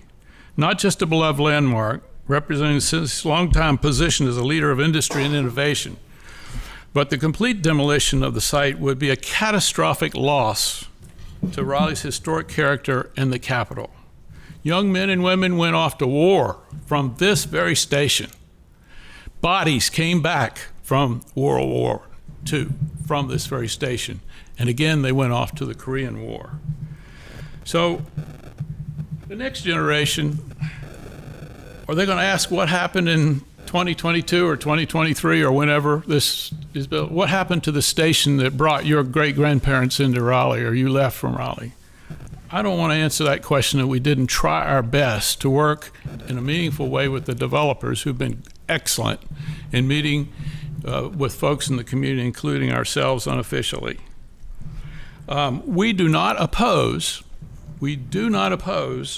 the rezoning of the property, but we do oppose any condition that demolishes Seaboard Station. So 5C is not an option for us. 5A and B would be wonderful. Preserving a meaningful facade, eastern facade of the building, relocating it would be even better, and to save the station so it could be reused. We would ask that the Planning Commission consider imposing conditions that offer a meaningful preservation of significant portions of the property contiguous to its location, or preservation in context of a meaningful portion of the original building structure, and incorporate it. Thank you very much. Madam Chairman, I don't know whether this is, can I give a copy of this at the end of the session to someone to put in the record? Sure. Absolutely. Thank you very And much. anything you send to us via email is also included in the public record. Thank you. Good morning. Thank you for letting me speak. I'm Matthew Brown of 401 North Person Street, half a mile from Seaboard Station. Please do not grant this rezoning until it includes the condition that the historic train station be preserved. It is among the most beloved historic buildings in Raleigh. It is among the treasures that make Raleigh an interesting city. According to the RHDC, it is eligible to be a Raleigh Historic Landmark and also on the National Register of Historic Places. It just doesn't currently have this designation because the owner didn't want it. If you rezone this property from 7 to 20 stories, you're giving a huge gift to the developers. You're handing them millions of dollars. The least you can ask in return is that they preserve this wonderful station. They will come back. If you deny this, they will come back with that condition. They're not going to pass up the opportunity to nearly triple their capacity. This wonderful station can serve as retail or restaurants or bars or all of these. We have too few historic landmarks already compared to other cities of our size. If we keep losing them, we'll be a boring, generic city of disposable buildings. Yes, our city government is pro-development, but 4 members of our city council have already told me and others they oppose the demolition of this station. You can influence the rest of them to get on board. This is why we have a planning commission of intelligent citizens to guide our development. Raleigh has thousands of acres of surface parking and nondescript buildings that nobody cares about. Perfect for redevelopment. We don't need to destroy our architectural and historical treasures. We have asked Turnbridge to add the condition of preserving the station, but they have refused. All they really promise to do is to take real nice photos of it before they demolish it. That's like saying, yes, we'll murder your mother, but we'll give her a real nice tombstone. What's your problem? Please make Turnbridge come back when they have added the condition that the station be preserved.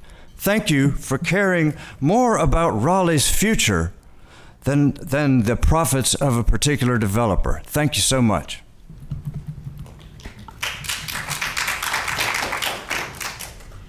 Good morning. I'm Ruth Little. I live at 2312 Bedford Avenue in Oberlin Village. I have been a historic preservation professional in Raleigh since the early 1970s.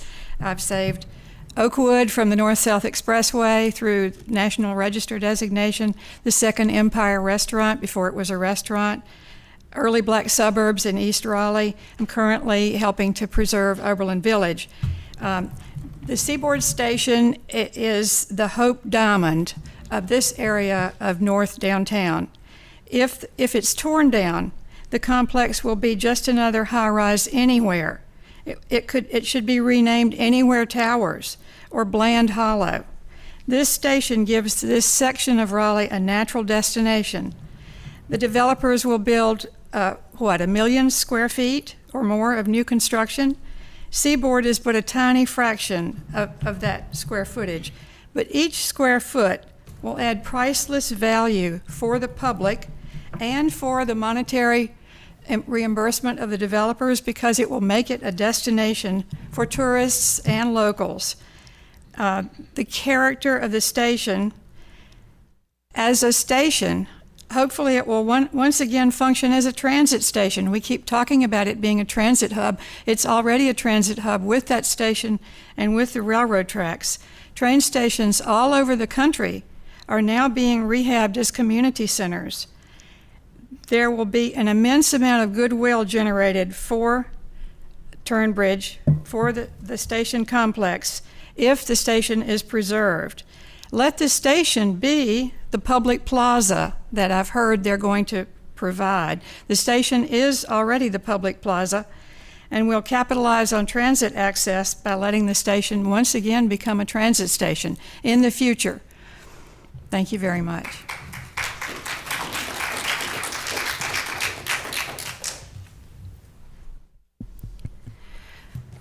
Hi, my name is Dana Deaton at 408 Harding Street, and I'm representing the Save the Seaboard Train Station Preservation Group, which is a group of about 80 community members established by the Mordecai CAC.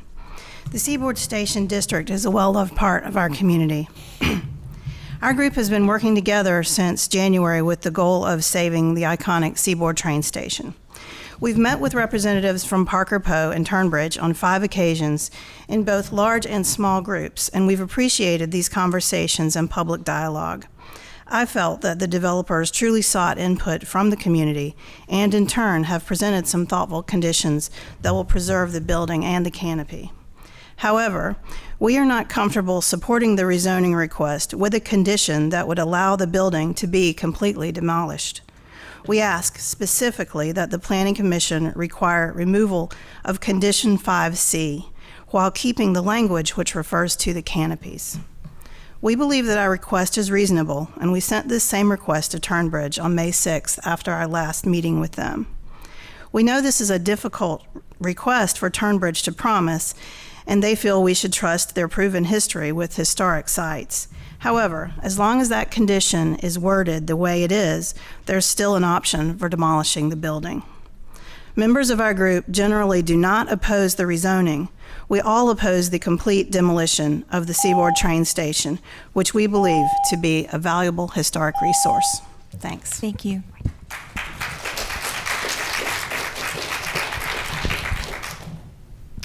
Thank you all for your comments. I will now move to questions and comments from commissioners. Would anyone like to start? Go ahead, Commissioner Rains. I have a question for staff regarding the historical nature of this. I understand that there was a national study started back in the 90s, I believe, and it hasn't developed or designated this as a National Historic Landmark. Do you know the status of that? And can you go into the details of owner-initiated? Yeah, right. So in the 90s, the property was study listed and then was subsequently deemed to be eligible for national preservation status. The next step in that process would be the property owner seeking to add those conditions or protections to the property. Right, I don't see historic development staff here, but yeah, that's my understanding of what happens next. But it's a voluntary preservation program wherein property owner would request to secure that status to their property.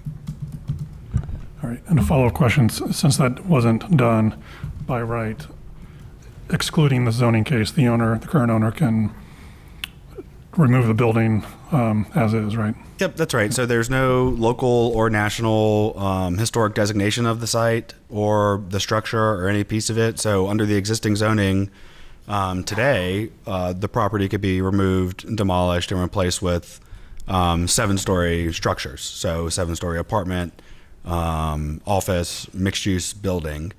And I believe the point that the applicant is making is the proposed zoning, while it does also permit 20-story buildings, has a suite of potential preservation outcomes that the existing zoning does not. That suite of outcomes also includes the demolition of the building, which can also be done today. And then there are some, documentation specifications outlining those zoning conditions. Thank you. Mm-hmm. I'll follow up just briefly on that, and this may actually end up being a question for the applicant as well. It's not atypical to see options when dealing with historic preservation, just based on some of the unknowns that you might have at this point. I'm familiar with seeing having negotiations with the State Historic Preservation Office on transit projects, and seeing that is often an outcome. However, what I did notice was lacking was a detailed explanation of what the threshold or the trigger was between the options. Would that be an appropriate thing to include in a condition like this in a rezoning?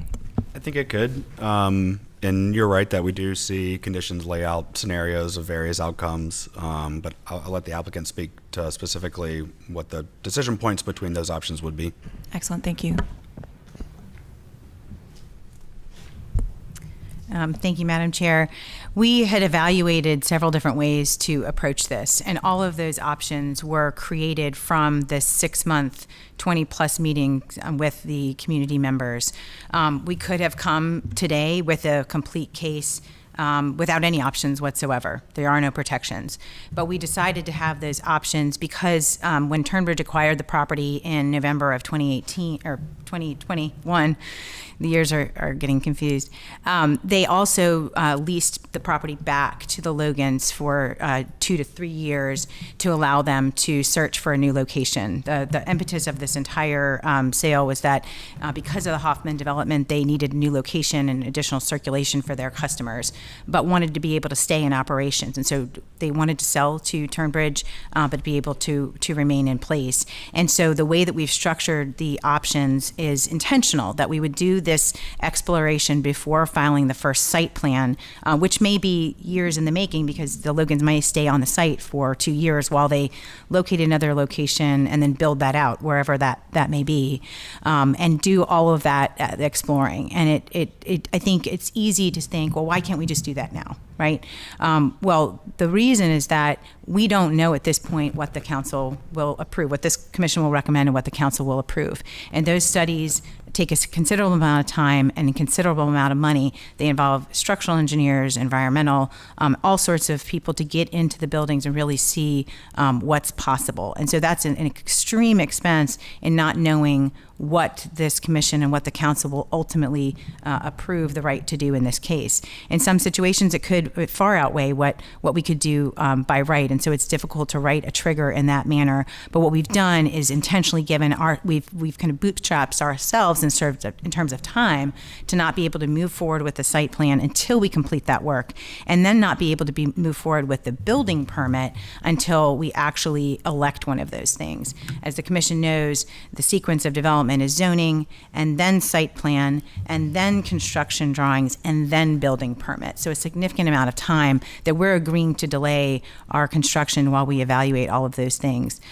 We could toss an arbitrary amount of feasibility or money, but I think frankly that's not serving what we understand the citizens want, which is what's the best interest of how we can move forward, preserving or relocating as much of the station as we can, while also moving forward with the development. And if I put an arbitrary trigger in place without doing the full due diligence that this preservation request really requires, I think we'd be doing the building and the community a disservice. So we believe that the way we've written it today is actually the best way to be able to meet the goals that it seems, we really want the same thing as many of the people sitting here today, which is to move forward with a really creative way of integrating the new construction with a part of the old. But if our hand is forced in something that really makes us just choose an option quickly, we think that really is doing a disservice to everyone, and that's why a trigger has not been included to date. Just to follow up on that, I mean, it's common, I've seen previously, and I don't play one on TV, but something to the nature of if neither A or B are selected due to them being infeasible, blah, blah, blah. Is that something that would be considered? We did consider that and have concerns over who determines whether it's infeasible, and how that would be possible. If we made it, it's something again tied to money or specific structural that we don't know, I'm afraid that the relocation option could be deemed infeasible under that arbitrary standard, although that seems to be, frankly, where most of the designs and the community outreach seem to be favoring. And so we're very reticent to put something in place that could be interpreted in a way that prevents us from the real outcome here, which is being able to save the building and voluntarily adopting these restrictions that don't exist but for the zoning case. Thank you. One other question for you while you're up there. Just to switch gears a little bit, has the applicant considered conditions to serve as a proxy for a frontage requirement along Seamart Drive? We have, and we actually included Seamart Drive is really interesting. It looks like a public street, but it's completely private and owned by the railroad, which has its complications.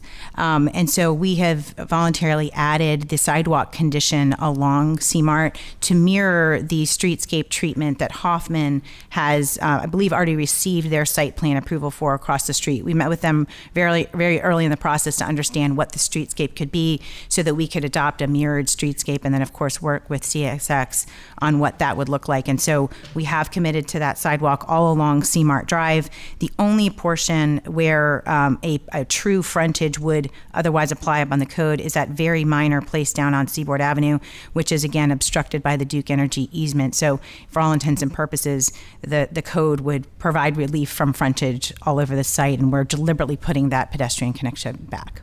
And did I hear correctly, although Seamart is private. It's being built to a cross-section similar to a Main Street parallel parking. That's what we've agreed with the Hoffman team, yes. And I believe they've already approved their half of it, and when we would go into site plan, we would provide the other half. Thank you. Additional questions or comments from commissioners? Is this site within the downtown district where the TC 3-21, the bike plan, the new bike lanes, is out of effect? Anybody? I believe. Matt, do you want to answer that one? I know just to clarify, we do not touch the Peace Street corridor, although I do think there are some bike and ped improvements planned in that area. I was referring to the requirement to put in above the curb bike lanes if it's a public street that gets redeveloped. And I wondered if this was in the district where that would be required if this was a public street. Yeah, thank you. I think the best that I can provide now for you is that the text change requires above curb bike lanes for 4-lane wide streets and larger, which is, I do not believe that is what would be built here. I believe I see my transportation colleagues in the back doing some searching on their computers, so maybe they can flesh that out for a little bit for you. There is, I believe, also those designations may exist on P Street, but I can just take a look at that real fast and we can provide a more full answer for you. Yeah. Go ahead. This is Fontaine Burris. Fontaine Burris with Transportation. This street is not designated on our street plan, so TC3 would not apply.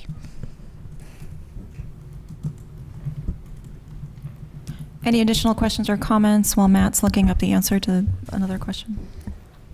I'd like to circle back to one of the items that you discussed. I want to say first to the members of the public and the rest of the city that's concerned about preservation here. I share those concerns greatly. I've lived in this area my entire life. My family's lived here since, I don't know, the 50s or so. And I still hear my father-in-law talking about what he remembers when Glenwood, when he was a child, and they were paving it because it was still a dirt road. So, you know, all of this development and change that happens when the city is growing at this clip is something that, while we sort of slice and dice the technical elements on how we evaluate this from a city planning standpoint, absolutely share your concerns, and it hurts my feelings as well to see change happen that's necessary on the planning standpoint to address the fact that our population is exploding. So that being said, I share the concern and would love to see preservation of this area that I frequent and is deeply beloved by me as well. And so I understand at the same time the building constraints with putting in what the preservation requirements specifically will be before the study of what's feasible has been completed. So, but while I understand that concern, I didn't exactly understand the logic of the explanation as to why there was not a trigger for Section C with respect to if A or B is not feasible, then at that point, item C could be selected. And I think it was stated that if that was in place, that for some reason that might require the demolition of part of the building, which if there were some type of, I guess, monetary trigger in place, I guess first, if this would not require demolition in that case, if there were a specific dollar figure associated with that, it would purely make it an option at that point. But then also, I believe, historically we have seen some type of reasonable, if something is not reasonably feasible, and some type of other triggers put in place that have worked well under these circumstances. So I wanted just some additional insight and clarification as to why that feasibility trigger is not included with option 5C. Sure. And it's a question, why isn't there a trigger as to when A and B wouldn't be pursued?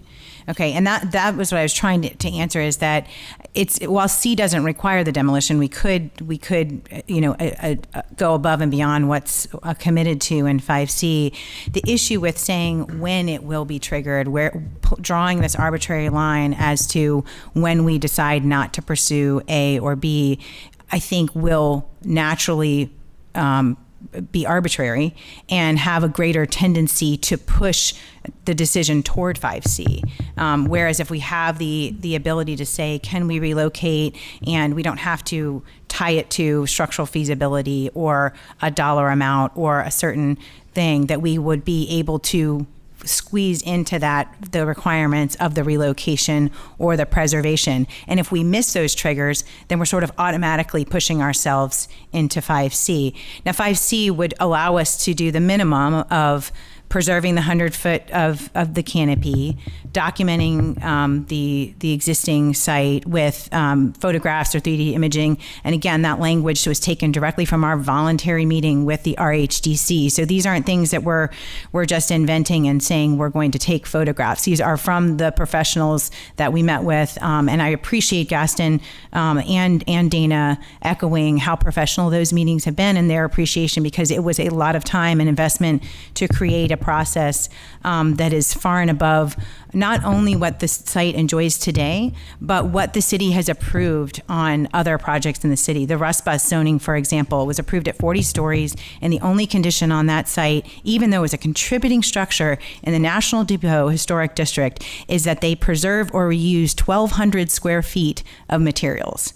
That is very, very paling in comparison to what we're agreeing to do. And so, although when you look at 5C, I understand from an emotional standpoint and from a cultural standpoint, it feels like 5A and B are far stronger, and so 5C pales in comparison. It's actually much more stringent than many of the zonings that have been approved by this council and the prior council in the last 5 years. And so what we're trying to do is make it more likely than not that we'll be able to pursue the relocation or the preservation. And if we start saying that we're, if these things aren't pursued, or if these things happen, then we're allowed to go to 5C. It feels like it's going to be drawing an arbitrary line that will make it more likely to draw that option. So I think the 5C, the point about 5C is that it is far more protection than exists not only today, but throughout not only comparable requests, but requests that ask for far more density, far more intensity on protected buildings in the city. And so, I think it's when you look at making decisions that are equitable throughout the city and are not arbitrary and capricious, we have to say, let's treat these buildings that are similarly situated similarly. And this building is not similarly situated to those other options that you've seen in the past. Those have been on protected buildings that have already been designated or in a historic overlay, and this is not. And so what we're trying to do is ask for some flexibility here, because we are agreeing to a lot when nothing is required today. And we are trying to get to a solution that lets us go forward and preserve this, and doesn't just go with the by right scenario. And so we think this is the best path to get there. Thank you, and I do appreciate that by right, this lot could be scraped as it is today, and nothing could be preserved. So I absolutely understand that, and I'm trying to be consistent with other cases. We typically evaluate these based on what the existing entitlement is versus what is the proposed, and I do think that is a critical thing to keep in mind in this site. And at the same time, I still don't fully understand the sort of just the logical argument as to why, if there is a trigger in place that would make option 5C possible, that would tend to cause 5C to happen, as opposed to putting any trigger where 5C is possible, that if it's possible immediately, then why that wouldn't also trigger the likelihood that would be picked. Help me understand what type of trigger you're envisioning. So I would defer to some of my colleagues who have worked on some of this, specifically with respect to saying what is reasonably, if A or B is not reasonably feasible, then option C would be, Can I offer? could be elected, not would be, but could be. That it was possible that, what is the word, that option 5C may be elected at that time, but not required. I have a slightly different angle to hopefully tackle the same wants, needs, and desires. This is reminiscent to me of the Denver Union Station, which was a hugely successful development in downtown Denver. likely experienced similar challenges. There could be the trigger language. An alternative would be to make 5C even more appealing. I agree with you that there could be some significant changes or challenges in maintaining the existing structure, and if you pigeonhole yourself into that, you're going to be, kind of contorting yourself into whatever that entails. But if 5C can be even more appealing to the public in the sense of preserving the feel, just some of those aspects. I would highly recommend anybody who has an opportunity here to look at the Denver Union Station as an example. That's a hugely successful project, which carries a lot of the same look and feel and nostalgia that I think is what is being communicated today. So maybe even if we can't find a trigger for A and B, maybe C can be even more desirable. Yeah, that's a great point, and I'm glad you raised it because through the 5 meetings that Dana mentioned with the Save the Seaboard Station and the 3 additional meetings with the individual members of the RHDC, we did share that draft condition, and we went through at least 2 or 3 iterations of 5C and 5B and making changes per their request. And part of that was adding in additional things in 5C, like the documentation on site, like why we didn't explore or why we didn't pursue A and B. And so I feel at this point, their response is not, can you add more things into 5C? It's that they want 5C removed completely and just to limit. And I understand what you're saying, but I don't think there's I wish this was a case where I could say, we'll give them 5 more feet of buffer. And I feel that the message we're getting from them is that the amount of preservation we're offering in 5C, there's nothing in that itself that could be added onto that would really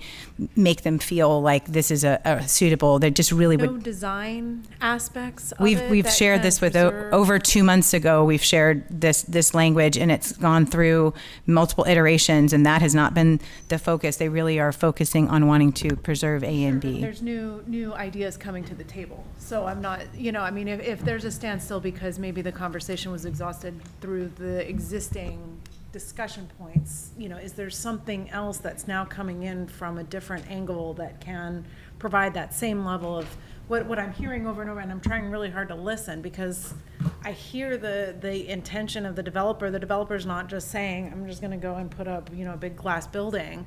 That there's a lot of effort here into preserving that nostalgia, and that's what I'm hearing over and over again is preserve the nostalgia. And I think that 5C can accomplish more nostalgia in that. Because I agree, A and B could really be a handcuff scenario, but I think that this could be really awesome and successful. And again, I highly recommend looking at the Denver Union Station for inspiration in that, to kind of preserve that feel and, history of the city. Yeah.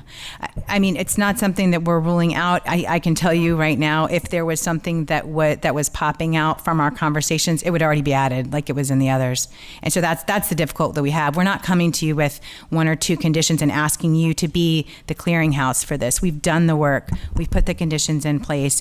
They're substantial conditions that drastically change what we otherwise would be able to do. And so I'm not making this request flippantly or that, I'm just shunning it. It's that we've reached that point with those communications where I feel like we've exhausted those possibilities, and it's been a respectful discussion. I'm just not confident that those additions will really get to the heart of the community, but we can certainly look at take those into account.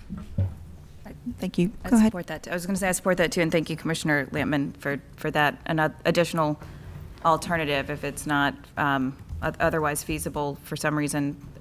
I don't fully understand, but if it is not, to put in a trigger to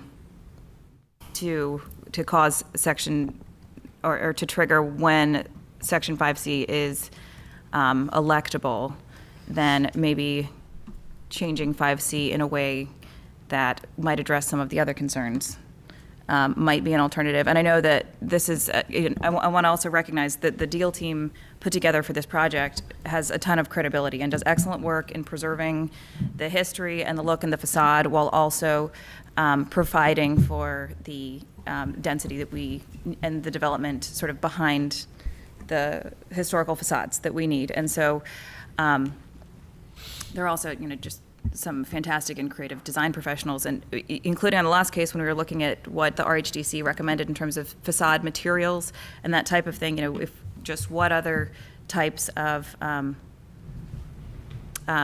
requirements might be included in subsection C.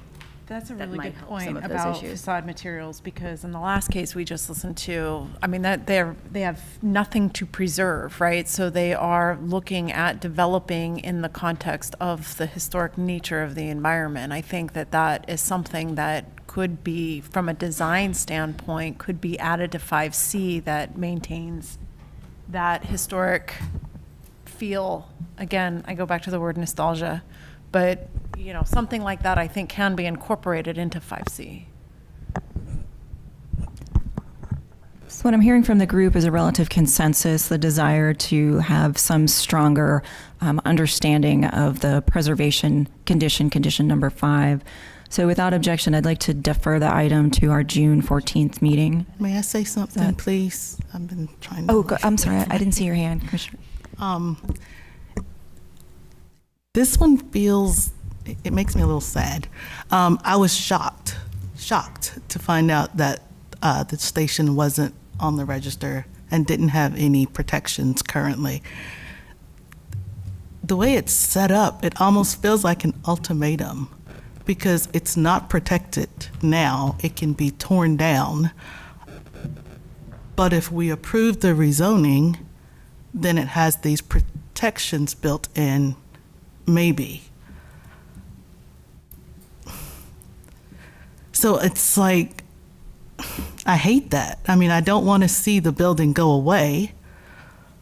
But if we vote to deny this, then by right, the owner can tear it down and build what's allowed there now. And if we vote to recommend approval, the owner could tear it down the way these conditions are written. So I feel like we're facing, I feel like the community and maybe the Planning Commission cares more about the building than the owner, because the owner hasn't sought to get the protections that the owner could get. It's been eligible for how long? And there hasn't been this pursuit of getting the protections. Were it protected, we'd be having a completely different conversation now. So it feels like the owner doesn't necessarily want to preserve the building unless there's this rezoning done. I'm trying really hard just to listen, and I am not hearing an ultimatum in the conversation. Well, that's what I'm hearing. So I'm just speaking for myself. So I'm not trying to speak on behalf of the commission. I just speak for me, as we all know, and that's how I feel. I do feel like maybe something could be done to C, so it doesn't feel like that's going to be the default. If the feedback is nothing can be done to C, then I understand that the building is not protected now. I understand that the case is consistent with everything it's supposed to be consistent with.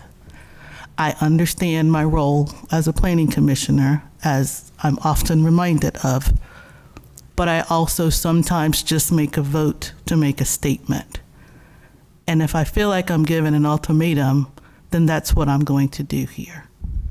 It may be inconsistent, it may be out of the realm of my role as a planning commissioner, but some things are just important, and there's some precedents that I don't like setting.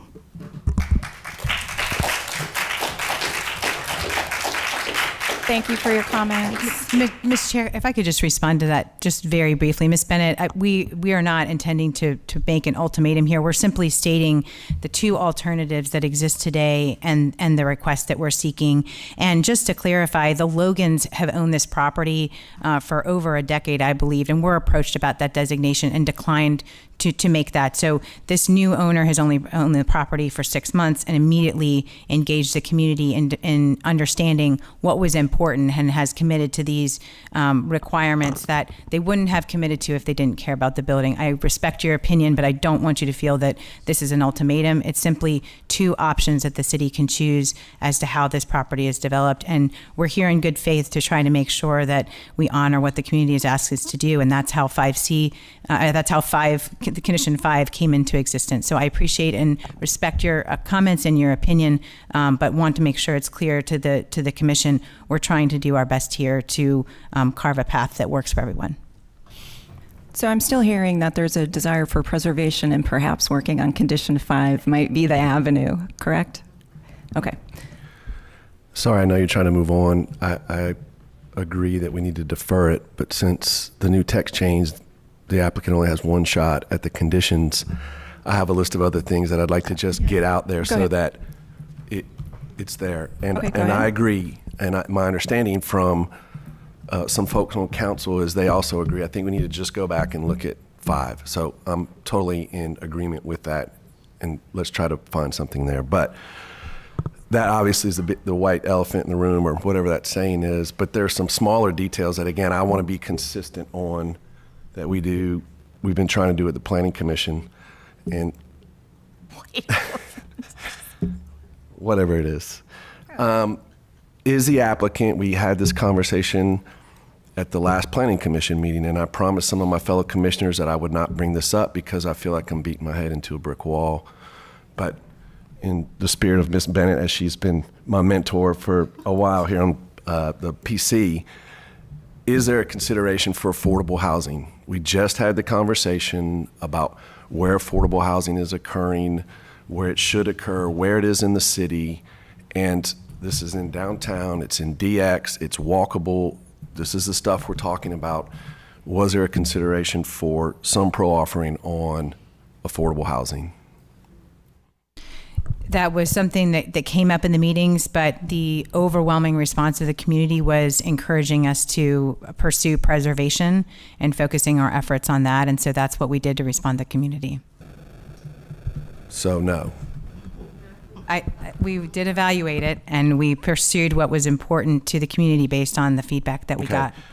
And I appreciate that. And I know you and I have had discussions about this as well, but I feel like it's important for me to voice this so that I am consistent, because I took a hard stand on it in the last meeting. So this isn't personal to you or this project or the applicant, but this community is not moving forward with what we're trying to accomplish, and I feel necessary to comment on that. And along, when you talked about the thresholds and just now, like, I understand the community's concerns, but we also as a planning commission have concerns, and we have a job up here to do as the planning commission in affordable housing and perhaps a little bit more stringent look at preserving some of the cultural icons as part of what we're charged to do up here. So that's why I feel like it's necessary to mention it.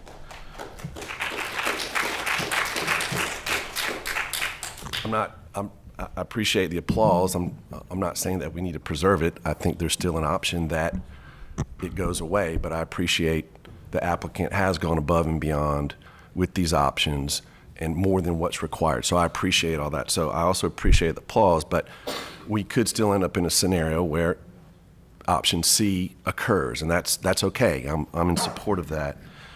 I have a question though. Somebody mentioned, I think it was staff, that said this was the Main Street streetscape that is on C-Mart, correct? Correct.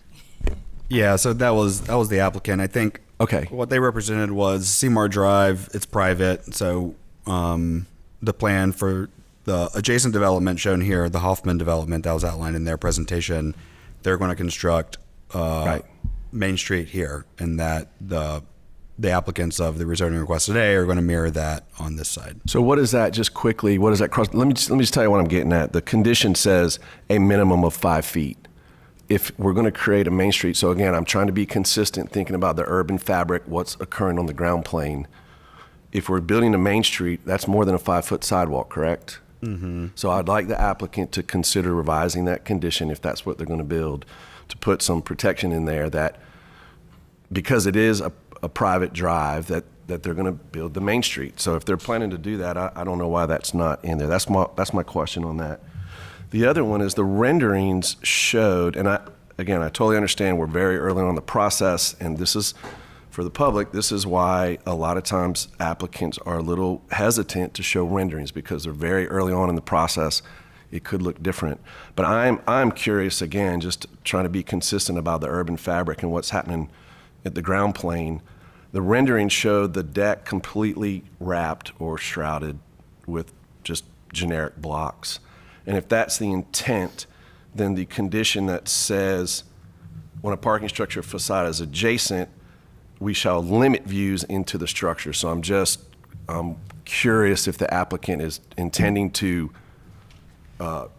wrap the deck, or if they're just planning to stick with this condition that they're going to limit the views, and what does that mean? Because we talk about your comments just about sort of arbitrary. What is shall limit views? What does that entail? The text for the parking deck screening and lighting is the draft text, except for the where it applies.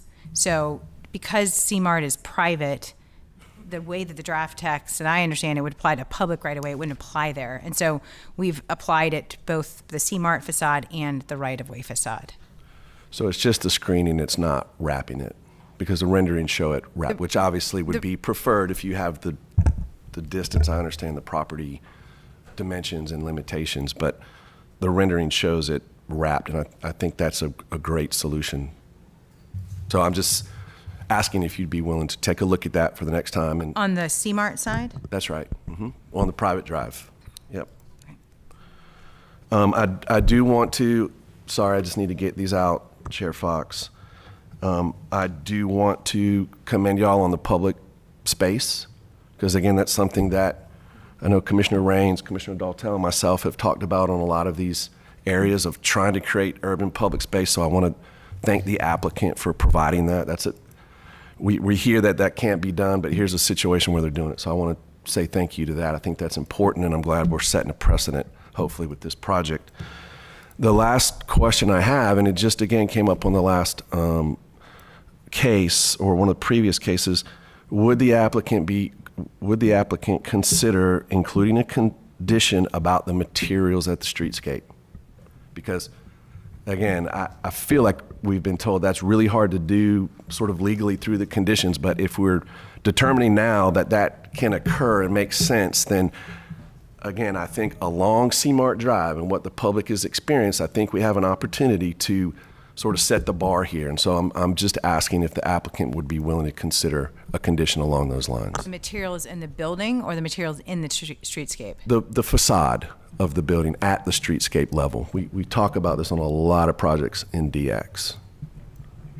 I mean, frankly, these are all things that haven't come up in our 6 months of community outreach, so I appreciate you raising them now. I'm not in a position to say we will or won't do anything, but we have the 2 weeks and we'll think about all of them. Thank you. Yep. Thank you. Agreed. Additional comment, Commissioner Lampman? I appreciate all the comments on the affordable housing as well. I think if I can just say that we are really restricted at the city level as to what we can accomplish there. The state really has a strong dictate as to what we can do in terms of requiring affordable housing. I just need that to be understood. And then furthermore is that the conditions right now are very detrimental to actually developing this housing, and even all the cases that we've approved for putting in apartments, whether it's Class A, B, or C, it doesn't matter.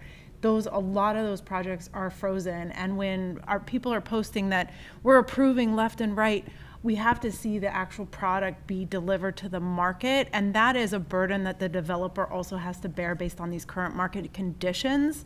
And we need the units. So I know that there's a conversation about affordable housing on a regular basis. I live and breathe it every single day. And if the product can't be delivered to the market, it's not going to come. So I don't think that affordable housing should be used as a sledgehammer in discussions with developers. it's too difficult to put it out there. So I apologize for the little tangent there, but I live and breathe this every single So, day. Chair Fox, if I could, I appreciate that, and that's why I'm putting the comment out there. And I talked to a handful of commissioners after the last meeting. I understand. That's why I said. We have to get A, B, and C built classes. I mean, we Yes. have to get a ton of units delivered to the market. And that's all I have to say on my little soapbox. I totally agree, but I want to bring the comment up for this case because I brought it up on the last case. And this similar comment to Ms. Schwedler is, this is as much going to council as it is going to anybody in this room right here, because as a community, we're not getting it done. So I'm fully behind you. Like the 300 micro unit, the 300 square foot micro units delivered 44 units on, an acre, which it's hard to envision, but even that is a product that we should be bringing to the market because we need the housing. So that's my only sidebar. Sorry, got a little. I'm going to recognize that maybe you two might need to have a special committee meeting, which in olden days we called Go Get Coffee. Or a glass of wine. Let's do it over a glass of wine. All right, moving on. So my recommendation previously still stands that we defer this item to the June 14th meeting. Thank you. Moving on to the next item in new business, which is F.3 rezoning Z1122 on Buck Jones Road. I understand there are a number of speakers who might be here for this one as well. If you want to organize yourself towards the podium and then just take a seat until after the staff presentation and the applicant presentation.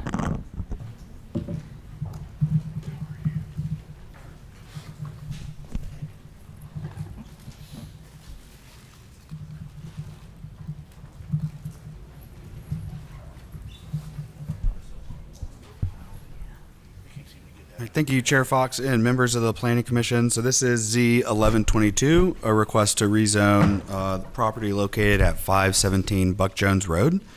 The property is 4.18 acres. The existing zoning is residential 4 with a neighborhood conservation overlay district. And the request is to rezone those 4 acres to residential 10 with zoning conditions. Your deadline is in July. So this is the zoning map of the area. You can see the 4-acre property. Most of the zoning in the area is residential. At Bashford and Buck Jones, there's a neighborhood mixed-use zoning piece. The property is zoned R4. You can see that hatched area around the property on the east side of Buck Jones represents the boundaries of the Royleen Acres NCOD. Here is a aerial view of the site. There's currently a single house developed on the rear of the site here. And you can see the other residential uses in the area as well. So this is the site today, what you would see if you drove down or walked down Buck Jones Road. And the house is back here. Oops. So there are zoning conditions included with the request. The first prohibits stacked apartment units. So the R10 zoning district allows for apartments to be built. What this would do would be prohibit units from being on top of one another. And so if an apartment building was built, units would be separated horizontally.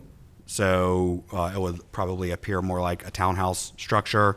But if an apartment building was built that way, it would mean that a single multi-unit building would be on a single piece of property. That's what differentiates apartment buildings and townhouses. So there's a prohibition of that.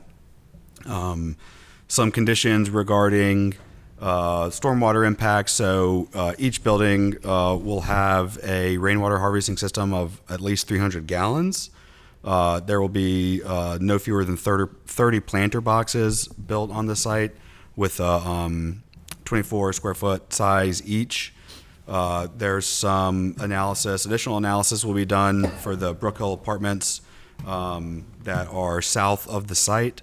And then development of the property will also manage stormwater for the 25-year recurrence interval storm. So otherwise, zoning would require the treatment of the 5 and 10. This adds 25 to that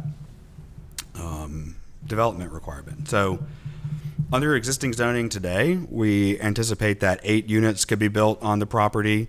Again, doing that same analysis that we do, we think the property can, under existing zoning, hold 4 duplex units, which would produce 8 units. Under the proposed zoning, we believe that 28 units could be built in the apartment building type. So the site does have a higher walk score than the city average. It has a lower bike score. There is transit nearby, and it has a high transportation cost index, which means that transportation costs in this area are low. That's likely due to locations within driving distance, whether it be the job center of downtown, so not a short drive from downtown. Also high job proximity index. The bike score is low because of the lack of facilities in the area. So the request does add to housing supply. It does not include subsidized units.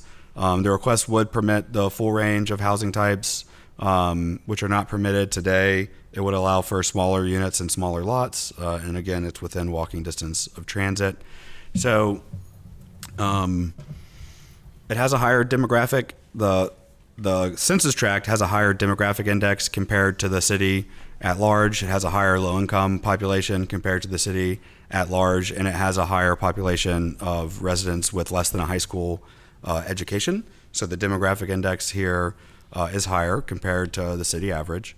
And there is some history with the Royling Acres subdivision. It was created in the 1950s. And during that time, there was restrictive covenants included in the subdivision that required large lots, large setbacks, and single-family occupancy. And so in the 1950s, when those restrictions were added, they were intended to exclude lower-income families from owning or renting or living in neighborhoods. And just as it is today in the 1950s, income is a really strong proxy for race exclusion. And that is a nationally used trend from subdivision regulations across the country and in our city as well. And this is an example of that. So in the 1950s, when those covenants were recorded, they were set to expire in 1990. At that time, the property owners of Royling Acres filed an extension of those covenants to go through 2015. Around that same time, the Royling Acres neighborhood also petitioned the city council to take those restrictive covenants and create a special zoning district out of them. So in 1992, the Royling Acres Neighborhood Conservation Overlay District was created and does mimic and match the original restrictive covenants from the 1950s. So since then, of course, the restrictive covenants have expired. They expired in 2015, but the impact of the restrictive covenants still exist in the zoning today. So this is a really great example of how 1950s land use practices exist in our code and our zoning today. And there's a pretty direct line of how that occurred to this area. So the future land use map identifies the property as low-scale residential, and it's within the core transit area. And so together, these policies and our comprehensive plan would recommend a zoning district of up to residential mixed use with a 3-story height limit. And so the request is for residential 10 zoning, which is the next step down in intensity from that recommended highest intensity use. So is consistent with these policies. It is consistent with policies for compact development, for prohibiting single-family lots on major streets and providing for a broader range of housing. It is consistent with neighborhood scale housing. The request is for residential zoning, a residential 10 zoning district, which limits building height to 3 stories and would permit the full range of housing types, apartments, townhouses, detached houses, and attached houses. There are zoning conditions that require additional stormwater mitigations. That larger storm event, that 25-year storm, is required to be managed with development under the proposed zoning. That would not happen under existing zoning today. and of course greenhouse gas reductions by permitting more people to live within close distance to places where they work or shop or otherwise go. If you're driving, that means you're driving a shorter distance, which has a lower carbon impact, and also allowing for attached and apartment building types. That building type also uses less energy than the detached housing alternative.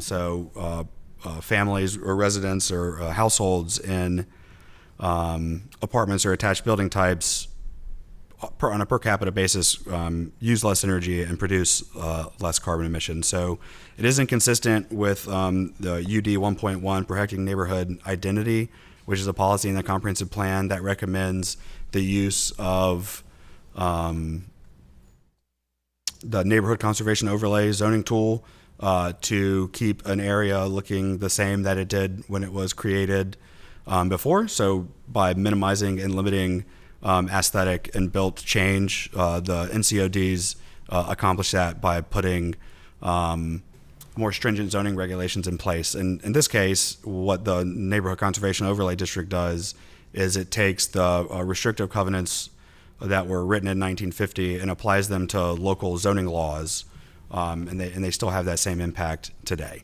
And that's one of the things that is being requested to be removed. So consistent with a comprehensive plan and consistent with the future land use map. No outstanding issues for you. I will point out that in the published staff report, the section on public utilities that outlines the maximum current demand for water and wastewater, there was an error in the report. There's that included information for a different zoning case. I have copies of updated information for that for you all and for the community here as well, if they would like to see it, but it just lays out how much water and sewer would be needed to serve the site under existing zoning and proposed zoning. And so that's a common piece of information that is included in your staff reports, but there was an error in copying and pasting that over. So with that, I'll take any questions, or we can hear from the applicant as well. Thank you, Mr. Clem. Next, I'd like to hear from the applicant. The applicant and those in support have a total of 10 minutes to speak.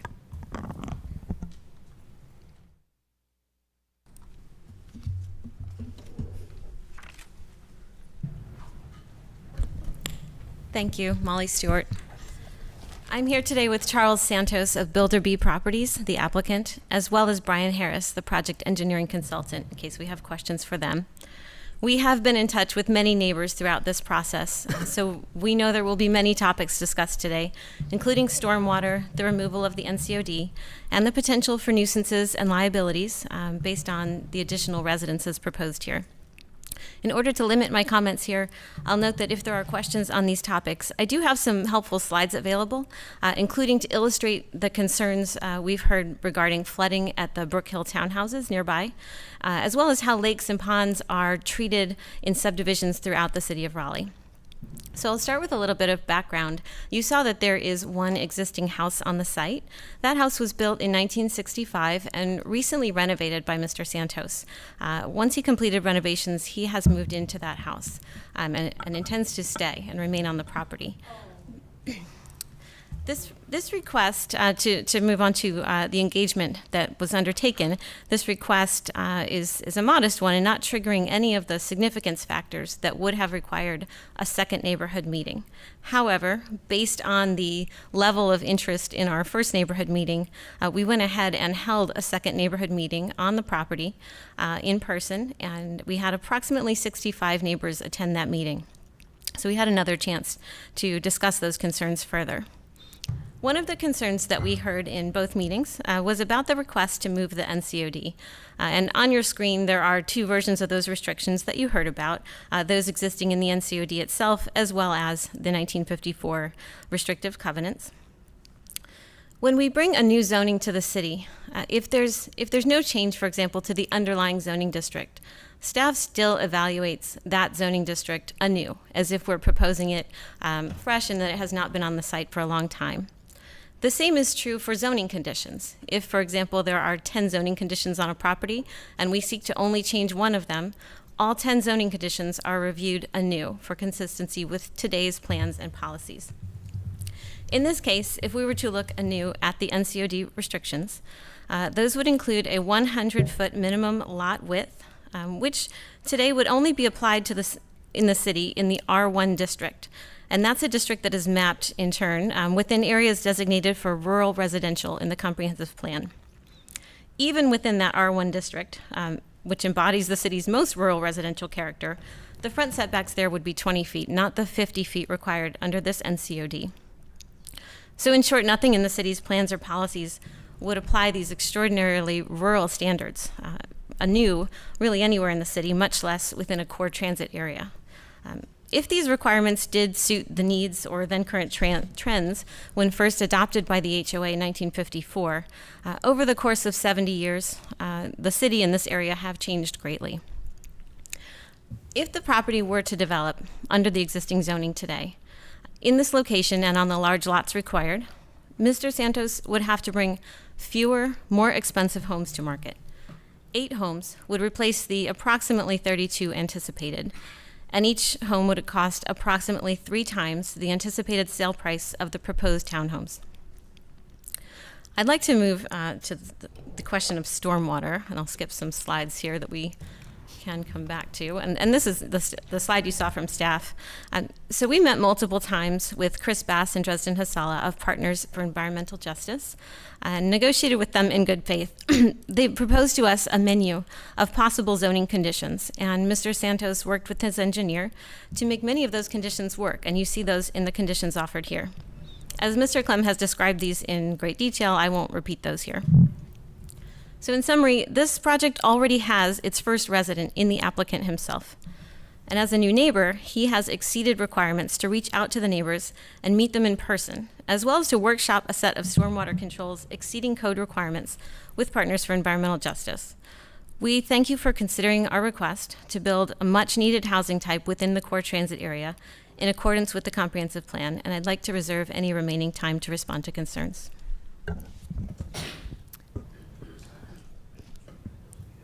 Thank you for your comments. Thank you. I'm going to guess that there might be some members of the public who are here to speak. Those in opposition have a total of 10 minutes to speak. Good morning, almost good afternoon. My name's Chris Bass, and I was just mentioned. I am the owner of Chris Bass Engineering, which is an ecological engineering company. My wife and I are also residents of Royaling Acres, which is this same neighborhood, and we own a home that has this conservation overlay on it. As a resident and an owner, I am opposed to this rezoning because of the implication it has on the conservation overlay. To me, the purpose of the overlay is to prevent exactly this type of high-density development. What we enjoy about living here are the trees, the streams, the larger lot sizes, and the feel of the community, and I'm very eager to protect that. And to me, taking a strong stance on this will signify that our city will live up to its promise of protecting trees, streams, and the healthy communities that they create.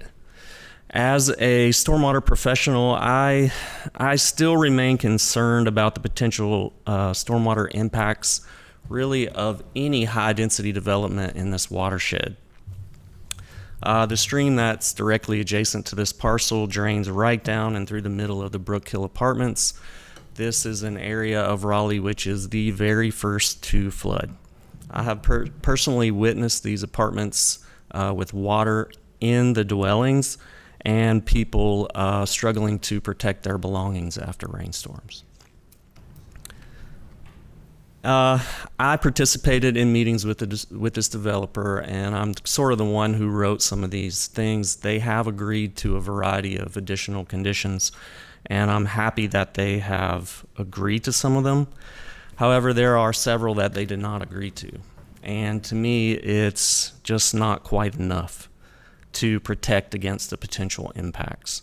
I've spoken to this group several times about the limits of our city rules, and even though this is a positive move in the right directions, it's not enough to alleviate my concerns.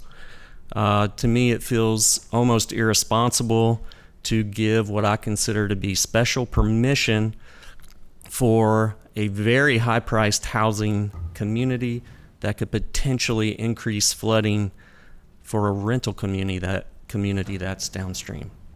I'd encourage you to deny this rezoning as it is proposed until an appropriate plan can be developed that protects ecosystems and people that already live in this place. Thank you for your efforts and especially your work in Walnut Creek.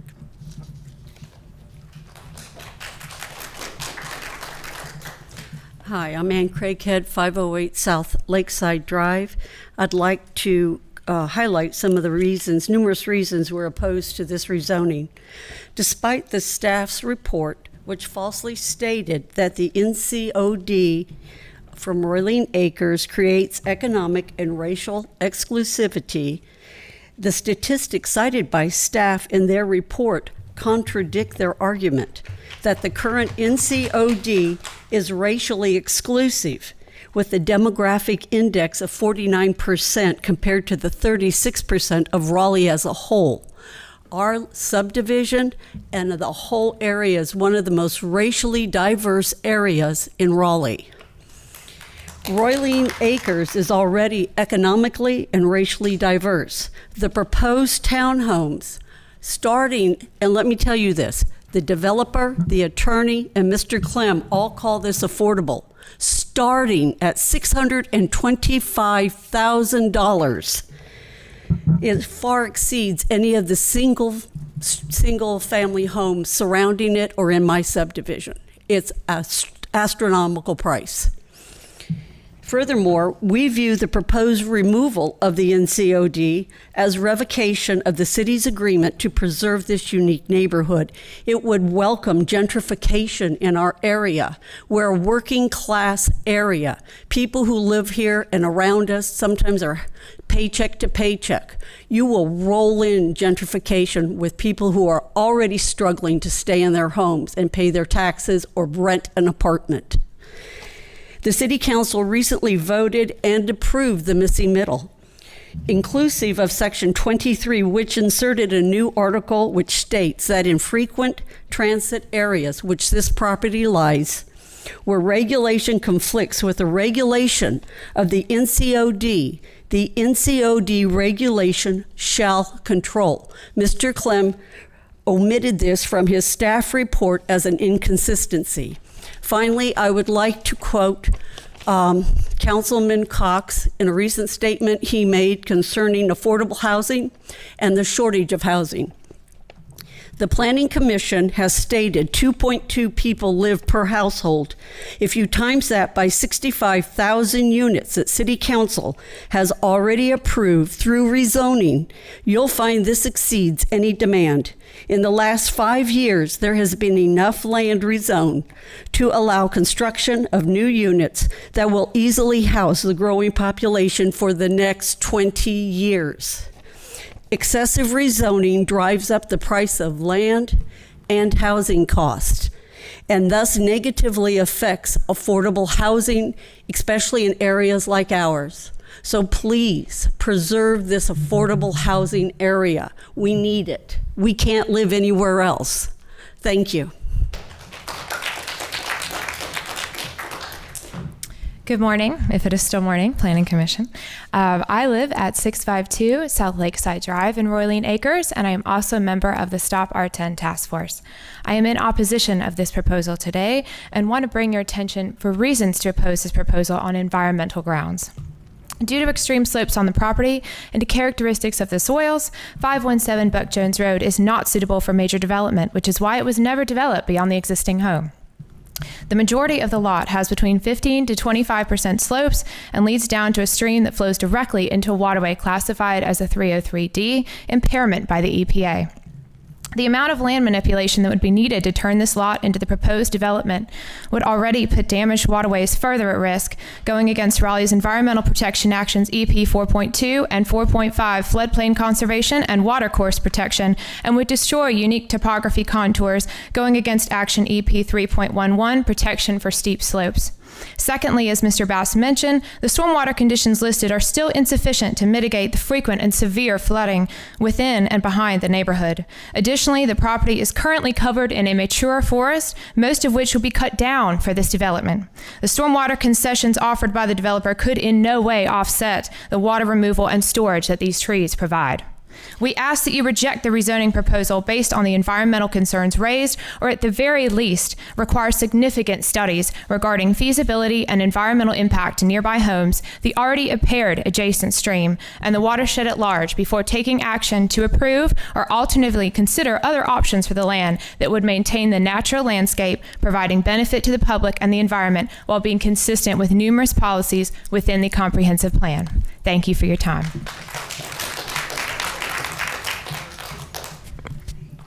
Good afternoon. I'm Shelby Gaynor, 5300 Barclay Drive, and I oppose the rezoning of 517 Buck Jones Road. I'm also the chair of the Stop R10 Task Force. You've heard from me before.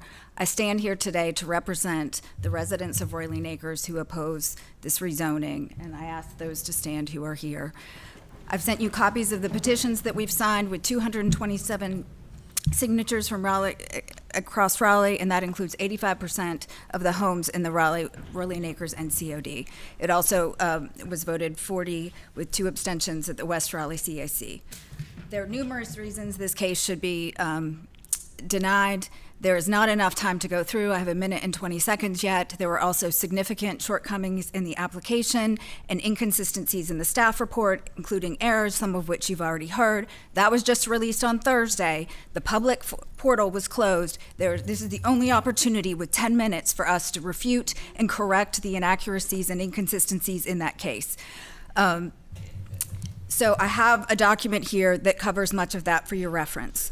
There appears to be a biased selection of policies and city plans to cite in favor of this rezoning, and there are omissions that would not support the rezoning case. The applicant has refused to add physical and landscape barriers to minimize light and sound nuisance to the adjacent neighbors. That's inconsistency with the comp plan policy and is unacceptable, especially given the neighborhood is already experiencing significant noise pollution from the removal of trees and modification of the adjacent beltline.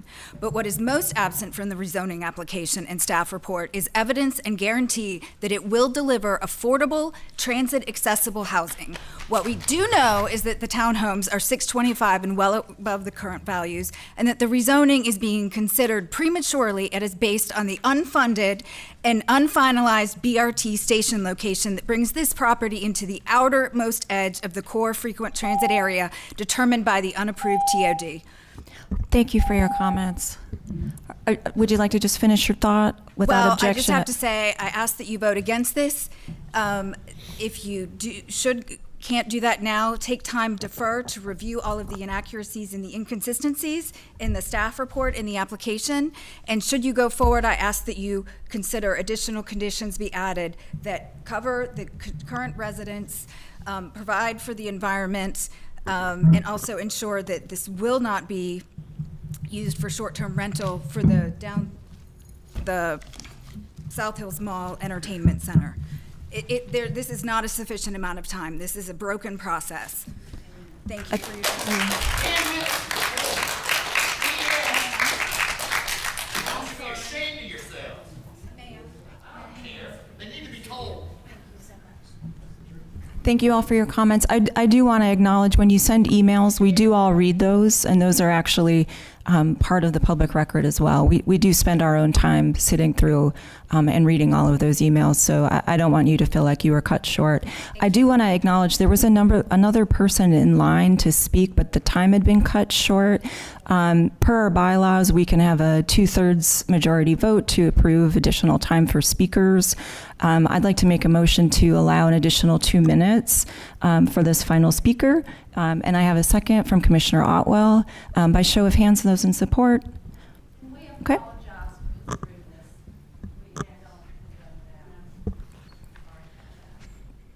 I don't think I'm going to use the full 2 minutes. So my name is Dresden Hasala. I'm here with Partners for Environmental Justice. And we do very much appreciate the developers' good faith efforts to meet with us and discuss some additional stormwater and flooding concerns that this property creates and that just are intrinsic to anything with a steep slope like this that's immediately upstream.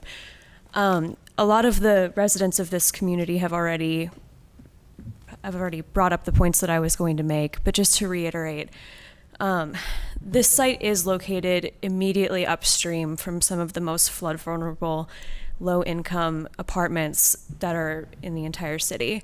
And while the developer has, as I mentioned, made a good faith effort to go above and beyond some of the required conditions in the city, some of the conditions that the developer has agreed to are among the easiest to meet that we have asked for. So at this stage in the process, we recommend, but PEJ, we can't fully get behind approval of these rezoning conditions. We still think that there's more that can be done to protect not just the residents downhill, but also the sensitive environmental nature of this property. And just, so we would ask for, more time, just consider it, and would encourage the developer to just see what else can be done to protect this area. Thank you for your comments. Next, we'll move on to questions and comments from commissioners. I'm going to start off with a quick question. Do we have somebody from Stormwater available? I think Molly wanted to respond. Oh, okay. And Molly, I'll let you respond after the quick question. I'm wondering if you could provide us a little bit more context for some of the flooding issues that were noted. Yes. So this property is located in the watershed to a tributary to Walnut Creek, and that tributary does flow through the Brook Hill Apartments complex. We have examined the models that have been done by the Stormwater Department for that tributary, and we've done those because we were looking to replace the culvert at Dana Drive, and those models show that the primary cause of flooding at the Brook Hill Apartments is flooding from the Walnut Creek main stem rather than from the tributary that this development drains to. I will also say that this development does not, we have a provision in the UDO that says that if a development is more than 5% of the contributing drainage area to a structural flooding problem, they must take additional action, and this property is not within, it contributes less than 5% to the drainage area. Was there any other questions you had? That was it, thank you, that was helpful. I believe the applicant would like to respond as well. Thank you. Just a few quick points. We heard that it was represented that these units are affordable. I do recall in our first neighborhood meeting, there was some confusion about that point. And so in that recorded meeting, you have me recorded there saying, let me be clear, these are not affordable units. These are better than we could do otherwise. So that was always the message, and I'm sorry that that seemed to have gotten a bit garbled. With respect to one of the requests that you heard for a barrier for light and sound, we did receive a request from neighbors to encircle the property with an 8-foot wall, with providing for some flexibility along Buck Jones Road. We have not seen any precedent or need for that throughout the city, given that these are 2 residential areas. There is no commercial proposed, there are no loading docks, nothing of the general sort that lends itself to needing that sort of intensive barrier between developments. So we did not include that in our conditions. I did want to show you a slide. So this slide demonstrates the location of the site itself there at the top of the screen, as well as the Brook Hill townhomes there at the bottom. The yellow circle circles where the tributary comes down from the subject site down into Walnut Creek. And as you heard from staff, the main cause of the flooding is there to the west along the creek itself. And so this tributary comes in not entirely off the site of the townhomes, but really at one extreme edge that is downstream of the majority of that project. So although we've said that we will look further into that, this is the situation we have on site. Thank you. And he's not living on that property. No, you're not. Can we please hold some of the side conversations? I'm just going to acknowledge I have a little bit of a hearing problem, so if I'm not able to really clearly understand who's talking, I'm not able to hear it very well. I would like to just respond to what she said about the term affordable. It was used many times, and the definition. I understand your comment. I believe it was also inserted in an email. Right. The definition is that it's cheaper Technically to buy that than single family homes. That was their definition. Thank you. Thank you for that. A little bit of extra context. We're going to keep this at the table for a minute, and we're going to ask questions from the commissioners of either staff or the applicant, just so you know what the next step is. So do any other commissioners have any questions or comments? Commissioner Bennett? Thank you. My question is for staff.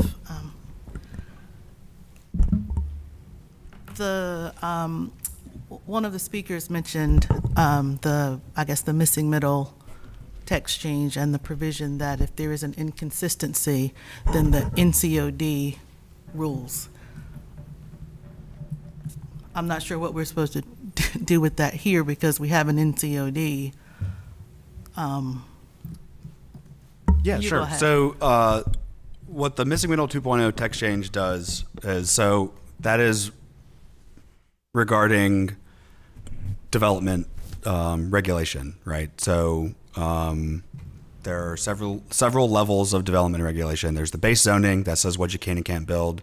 In this case, there's a NCOD that makes the base zoning more restrictive by requiring larger lot sizes. And so Missing Middle 2.0 identifies this area in the frequent transit area of the urban form map. And so what that does is provide for additional building types and density compared to base zoning. But where there is a conflict between the NCOD and the provisions of Missing Middle 2.0, the NCOD controls. And so the NCOD includes building height maximum of 2.5 stories, building width, front yard setback of 50 feet, property width of 100 feet. Where there are conflicts with the code and the Missing Middle 2.0 text change with those specific metrics of the NCOD still controls. So the Missing Middle 2.0 text change would allow for some additional units, likely, so long as that didn't conflict with those standards specified in the NCOD. So the property owner would come forward with a plan or development, and then we would have staff that would evaluate whether or not all those conditions can be met. So I think what I perceive is occurring is potentially the community conflating the UDO, which is laws of what can and can't be built, and the comprehensive plan, which is what says what should happen in the future. So we're looking at policies for changes to zoning. The existing zoning today, the NCOD, the base zoning, and then the regulations of Missing Middle 2.0 all will have development outcomes.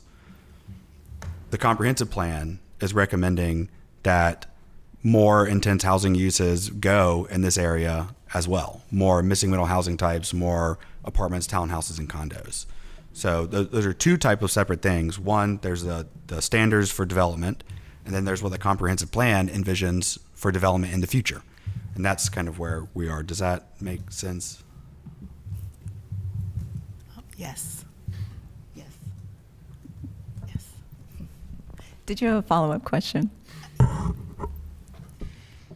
Yes.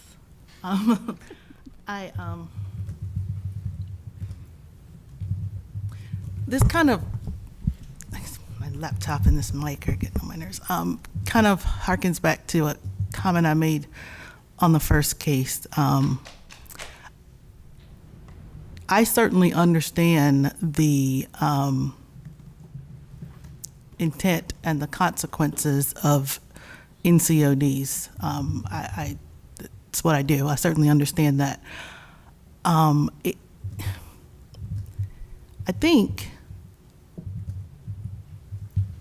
if what we're trying to do is promote a more equitable and affordable Raleigh, and the city believes that we have a zoning allowance in NCODs that are working counter to that, then there needs to be some larger look at NCODs as a whole, rather than coming to the Planning Commission piecemeal like this to systematically break them apart. I feel like the intent may be benevolent, but when a neighborhood is operating under what they think is an agreement with the city, with this protection, then they expect to be protected. And then when a rezoning comes to start pulling it apart, it feels like a breach of trust with the neighborhood. So if there's an issue with the NCOD, then there should be some study or something done, and these NCODs dealt with as a whole, because I don't like, as a planning commissioner, being asked to respond to these larger statements of the NCOD promotes economic and racial exclusion. Having said that, I did drive through this neighborhood, and reading the staff report and just my observation, it seems to be a very racially and economically diverse community.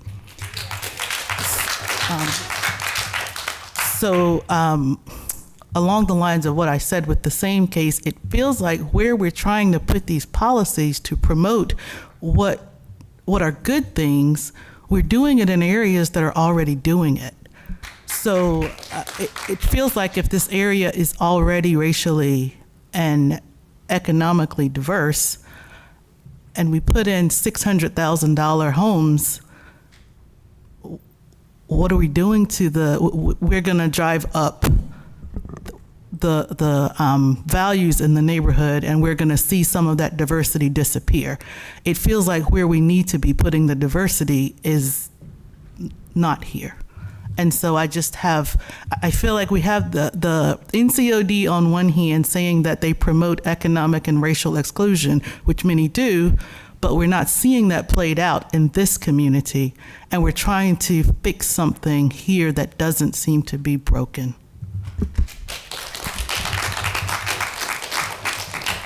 Any additional questions or comments from commissioners? I'll just mention that I have several, but I have to leave to go pick up my kids from school, so I will be taking off in the next minute or two. Excellent. May I make just a general comment about our area? My impassioned plea is this. Most of us in the surrounding area would lose their homes if this goes through, because developers see us as easy pickings. We have a lot of vulnerable people in the neighborhoods around us. They live hand to mouth, a lot of them. I deliver food boxes to a lot of them. We have a lot of immigrants, etc. If this happens, these people are going to be homeless because other developers will come in and put in $600, $700, $800 homes there, or townhomes. These people are going to end up under the 540 bridge. I've already had people crying to me because their rent has gone up from $800 a month, and they're waitresses, and they can't afford more. So where do they go? Thank you. Ma'am, I appreciate your comments, and I just want to let you know we're done with the public comment portion, and you are more than able to email those comments to us, because as I mentioned earlier, we do read them. I have read your comments, and I do appreciate them, and I don't want to overlook them. Okay. Back to Planning Commission table. Questions or comments from commissioners? What is the will of the commission? Do any commissioners need additional information? Yeah, Chair Fox. Yes. I do have kind of one technical question about, I think it's condition number 4 that talks about the stormwater analysis being conducted for the Brook Hill Apartments. I don't know if staff or the applicant can clarify what the end result of that analysis is meant to do. Is there a determination made as a result of that analysis that will have some kind of impact on the development, or is it simply just a analysis of what the impacts are with no impact?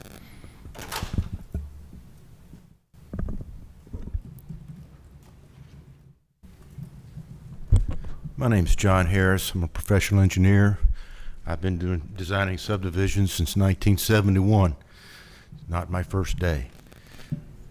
I understand the stormwater issue. I understand that completely. I've dealt with it with every subdivision I've designed.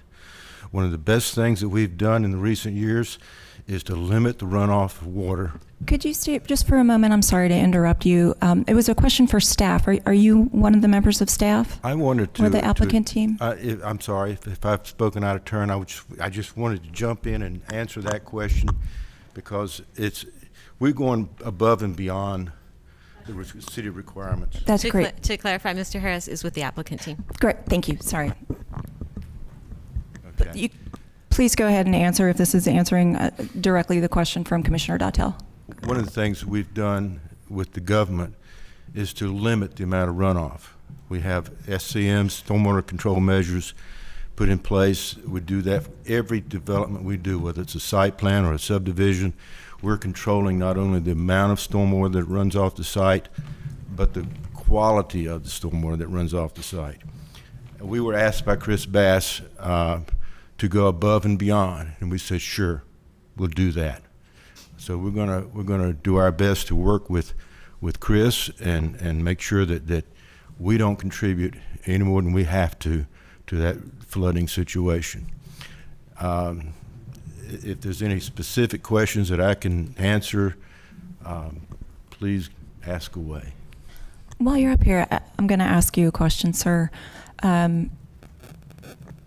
Chris Bass did mention that there were some items that he did recommend to the applicant team that were not considered. I'm at a loss for what those are. Would anybody from the applicant team be able to tell us what those might be? I'm not aware of what specifically he's speaking of. I do know that it was requested for us to control up to the 100-year storm. We felt like we couldn't do that. We would try. So we did settle on the 25-year storm as a definite, but we will try to do better. Thank you.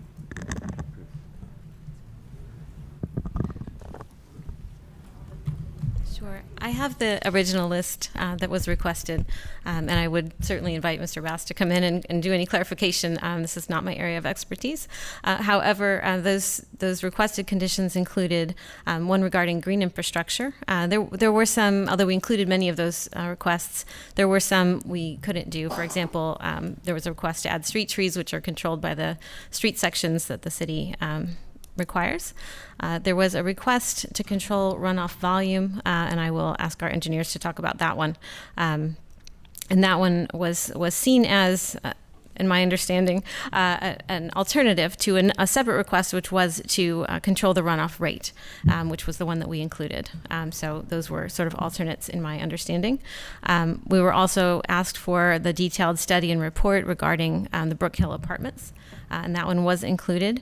We were also asked for a financial contribution to the Walnut Creek Corridor Fund, and that was based on the precedent set at Downtown South. And we looked at that and said, if this very small development of a small number of townhomes were to do anything sort of proportional to that project, it would be pennies. So we didn't feel that was this site was an appropriate application of that request.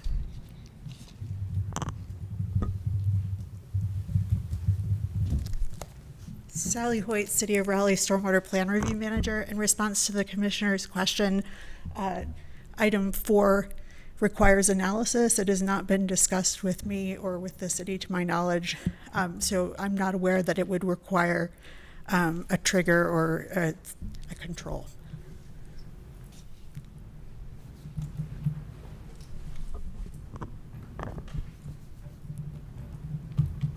So it does appear there is somewhat of a consensus that there might be a desire to look at additional stormwater. However, that is also, I'm not ignoring the comments you made, Commissioner Bennett, regarding the NCOD and removing the NCOD. So just by nods or show of hands, will of the commission to defer to get additional information? Is the applicant going to do more with stormwater, or have they done all they can do? Would the applicant like to answer? Certainly, we would be happy to reopen these requests with Chris Bass and his colleagues. However, we did review them all very deeply with our engineers and felt that, as you're all aware, we're at an early stage with engineering, so some of these we were not able to say very much about. I think we've exhausted the review of the contribution request.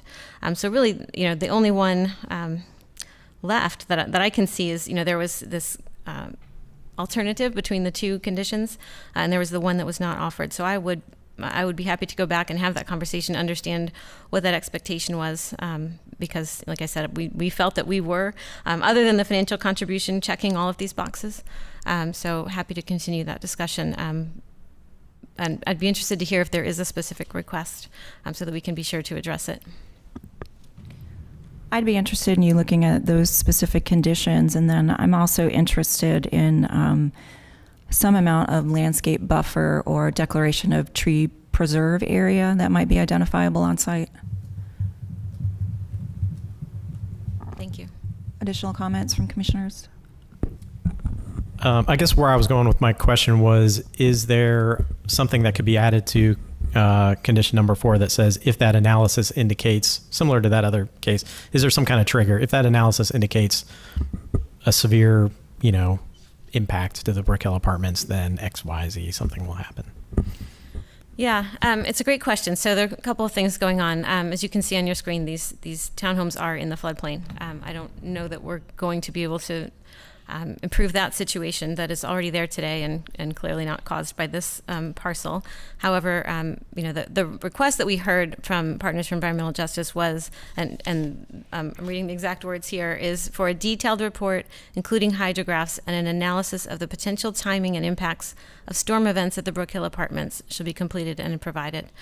So I don't know that there was ever even a goal or a hope that something could come of that, but we would at least have the information in front of us to determine if that is possible at that time. Commissioner Dautel, does that address your concern? Yeah, thanks. So it's more just a better understanding of the condition there rather than a determination of something that needs to happen. That's my understanding, Okay, yes. Thank you. I'm sorry, is there not someone from that group here that can speak to the intent?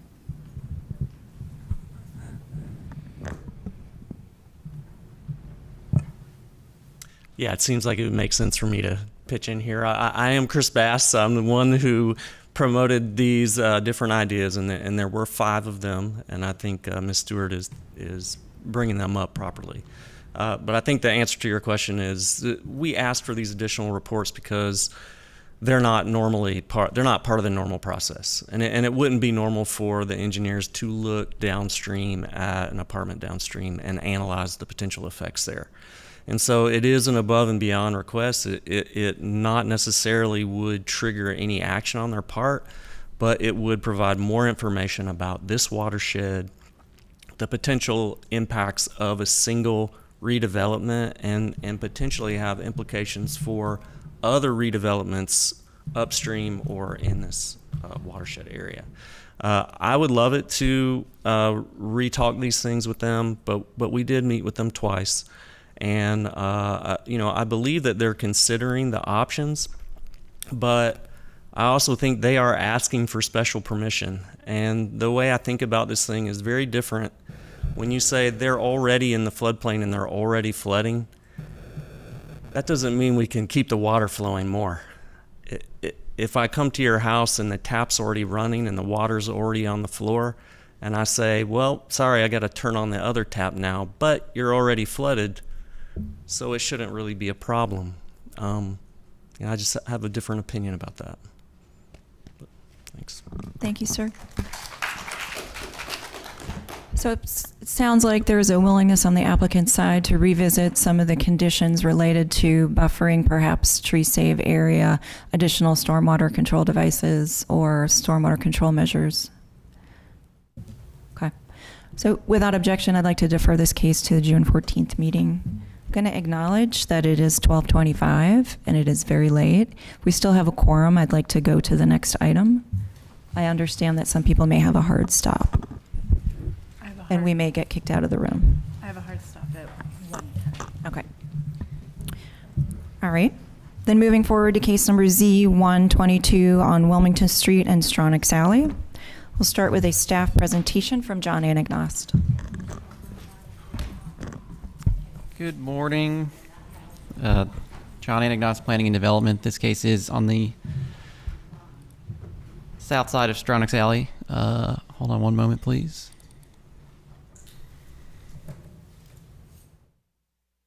It's about 1.5 acres, and it is in the block bounded by Wilmington Street, Blunt Street, Lenore Street, and Cabarrus Street. The request is for 20-story downtown mixed-use zoning from an existing 7-story downtown mixed-use district. The existing frontages are urban general and shopfront, and the request is to have a single shopfront frontage apply to the entire site, and then there are zoning conditions, which I'll discuss in a moment. So this block is kind of a transition area between the center of downtown and residential areas to the east, in particular neighborhood referred to as East Raleigh or Prince Hall in varying references. And so that you can see the height steps down in the existing zoning districts here from 40 stories in the core of downtown to 12 and 7 on this block, and then to 3 stories to the east. And you can see in the aerial photo that transition as well. The subject property as well as the surrounding block is largely used for surface parking. There is the Lincoln Theater also on that block, as well as a couple of commercial buildings, and then the Pope House Museum, which is owned by the city of Raleigh, which I'll go into more detail about in a moment. And then on the east side of Blunt Street, the Tupper Memorial Baptist Church and the Prince Hall Masonic Temple are both landmarks, historic landmarks. Again, the current use largely surface parking on the block, a few existing buildings, all 4 buildings older than 50 years of age.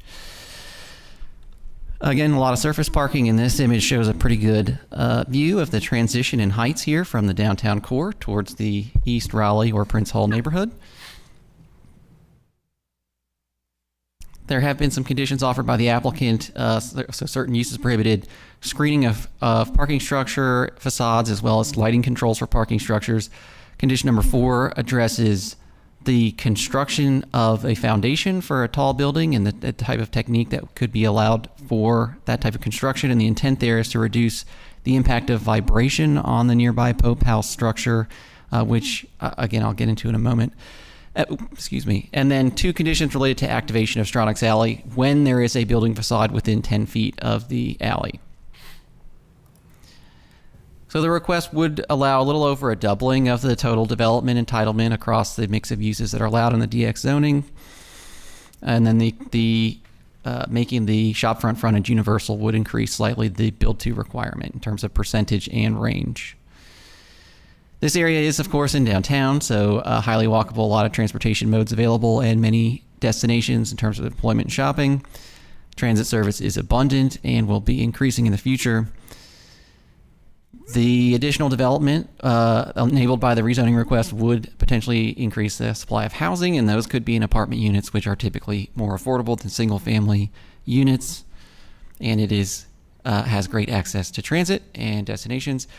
The demographic indicators for the subject tract are very similar to those for Raleigh as a whole.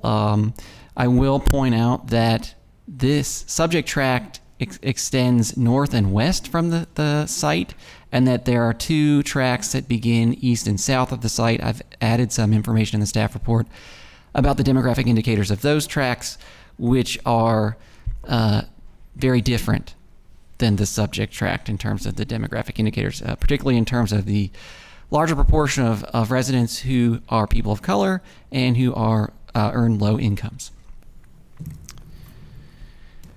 So the future land use map does support the request for 20 stories and the requested base district of downtown mixed use. The urban form map reaffirms the additional height and the mix of uses allowed in the DX proposal. This area is, as I said, a transition towards a residential neighborhood to the east, which is a historically black neighborhood known alternatively as East Raleigh or Prince Hall. This is the National Register Historic District that has been designated for East Raleigh as well as South Park, and then there's a local historic overlay district. This map is now out of date. There was a rezoning approved earlier this year to remove a portion of this historic overlay district, and so the southeast corner of this district is no longer present. So you can see the rezoning site is not within the National Register Historic District or the local historic overlay district, so does not receive beneficial federal or state tax credits for rehabilitation. Not that there's any buildings that could be rehabilitated on the site anyway. Also, no local protections in the form of a certificate of appropriateness through any kind of local landmark or overlay district on the site itself. So the East Raleigh National Register District and the Prince Hall Historic Overlay District do apply certificate of appropriateness controls, which would limit the height of potential new development to significantly below 20 stories and likely significantly below 12 stories. One important thing to note about the overlay district is that it does apply to Stronach's Alley. That application to Stronach's Alley would not carry over into the subject site, but the alley is referenced in the supporting documentation for the National Register and the Historic Overlay District as having been in the period of historical significance an activated alley in terms of having buildings that directly fronted on the alley with their entrances facing it. And that is something that future development is encouraged to replicate to reflect the historic character. Additionally, the report that was prepared by the Raleigh Historic Development Commission for the City Council in authorizing the initial rezoning process for the Historic Overlay District noted that the block containing Stronach's Alley is likely to contain archaeological resources that may be discovered during development in the future. This rezoning would be the first major development on this block in at least 40 years. You can see here Stronach's Alley in a Sanborn map. This is dated in 1914, so again, multiple buildings facing the alley. And then also I'll note St. Ambrose Church, used to face Wilmington Street on the west side of this block, has been relocated. The Pope House is near the site, does not abut the site. There was damage reported to the Pope House after construction of the Charter Square on the west side of Wilmington Street, and that has been a concern for engineering services and Parks, Recreation, Cultural Resources staff, and is something that the applicant is attempting to mitigate through the condition that's been offered to limit the types of foundation construction techniques within a certain distance of the Pope House. The location of the Pope House is significant historically due to it being basically in an area that represented the period of segregation, where black residents of Raleigh and white residents of Raleigh would have been separated near the location of the Pope House. And also, the Pope House is unique in the family that occupied it, Dr. Manasseh T. Pope being reportedly the first black resident of Raleigh to have run for mayor, and also a graduate of Shaw University, practicing physician in the period of significance. So this is the radius for the zoning condition that's been offered by the applicant, 150 feet from the house itself. Also does enter their site between 20 to 50 feet, depending on where it's directed. Engineering services staff have indicated that that is beneficial to protecting the Pope House. Overall, the request is, inconsistent with the comprehensive plan. I failed to update this slide. I apologize. Consistent with the future land use map and the urban form map, there are a number of consistent policies related to the desire for mixed uses with multimodal transportation access, and inconsistent policies related to the lack of transition in maximum height between downtown and Prince Hall, as well as the potential impact on Stronach's Alley and the Pope House.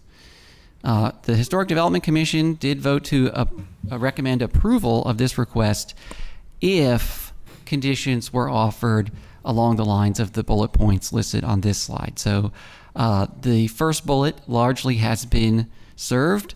There has not been any condition offered to provide for an archaeological survey of the site.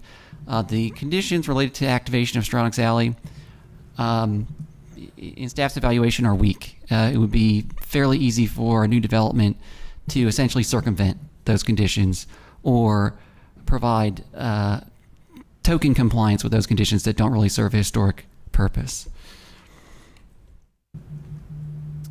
And so you have until July the 23rd to make a recommendation or request an extension on this case. I will note that the letter that the applicant emailed to you yesterday with technical analysis of whether the zoning condition would mitigate impacts on the Pope House was not provided to staff until it was forwarded from your email. And so I did not have the opportunity to incorporate that letter and the response from the engineering services staff into the staff evaluation. So some of the historic preservation policies may shift to consistent as a result of that conversation. I'd be happy to take any questions. Thank you, Mr. Anagnost. Next, I'd like to hear from the applicant and those in support. The applicant is still here.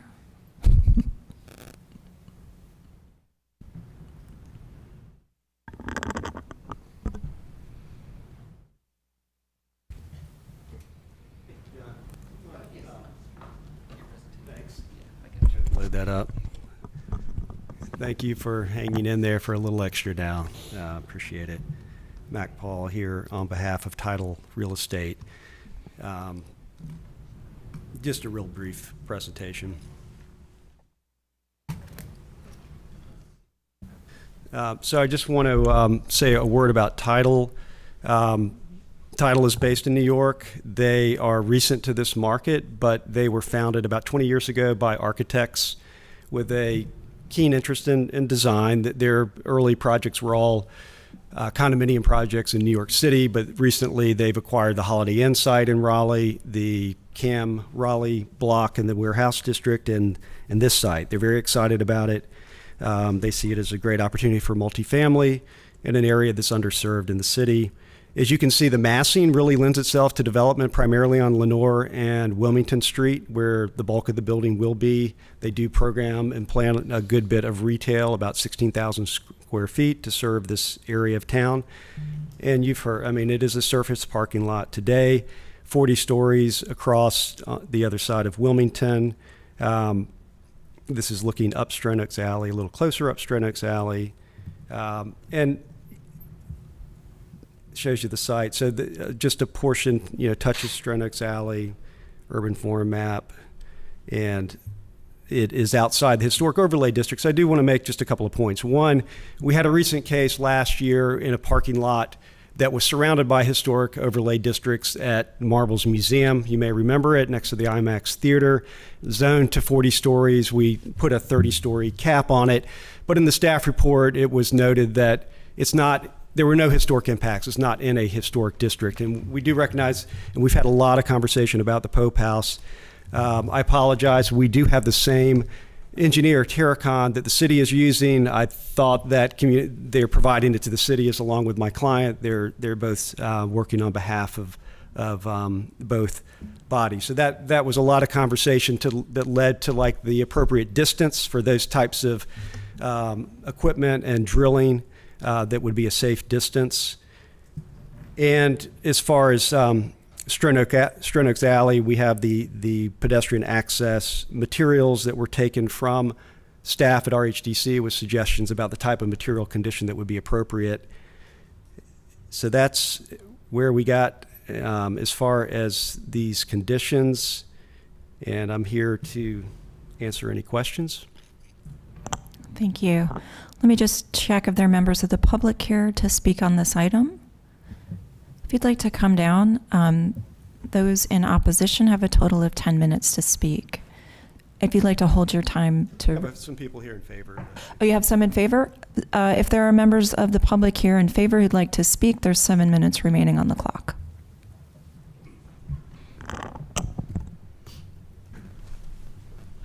Good afternoon. My name is Kevin Sullivan. I live at 1209 Palace Garden Way. I'm here on behalf of Shaw University. Shaw University is just south of this property. We have a site, if you can see on the map, it's sort of a square next to McDonald's.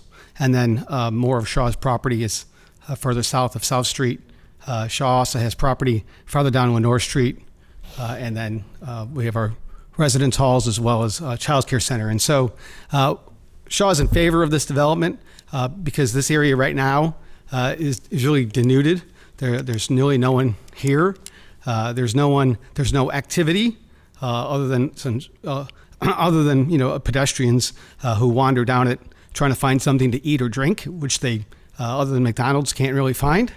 And so Shaw would look for our students and for faculty and staff to have some activation of this area, to bring some retail and some movement and some residents to the area.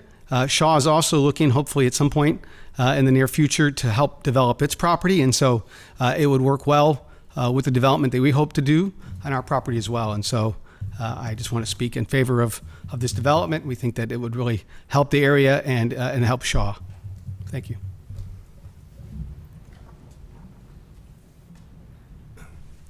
Good afternoon.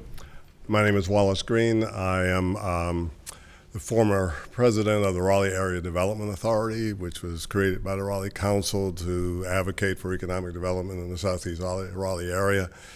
I am also a vice president of Trademark Properties, and as a commercial real estate broker represented the General Baptist Convention and the project that was approved behind the McDonald's there, and hopefully will be under construction soon, and have represented almost all of the property owners at one time or another along the 500 block of South Blount, which is the site of the Tupper Church.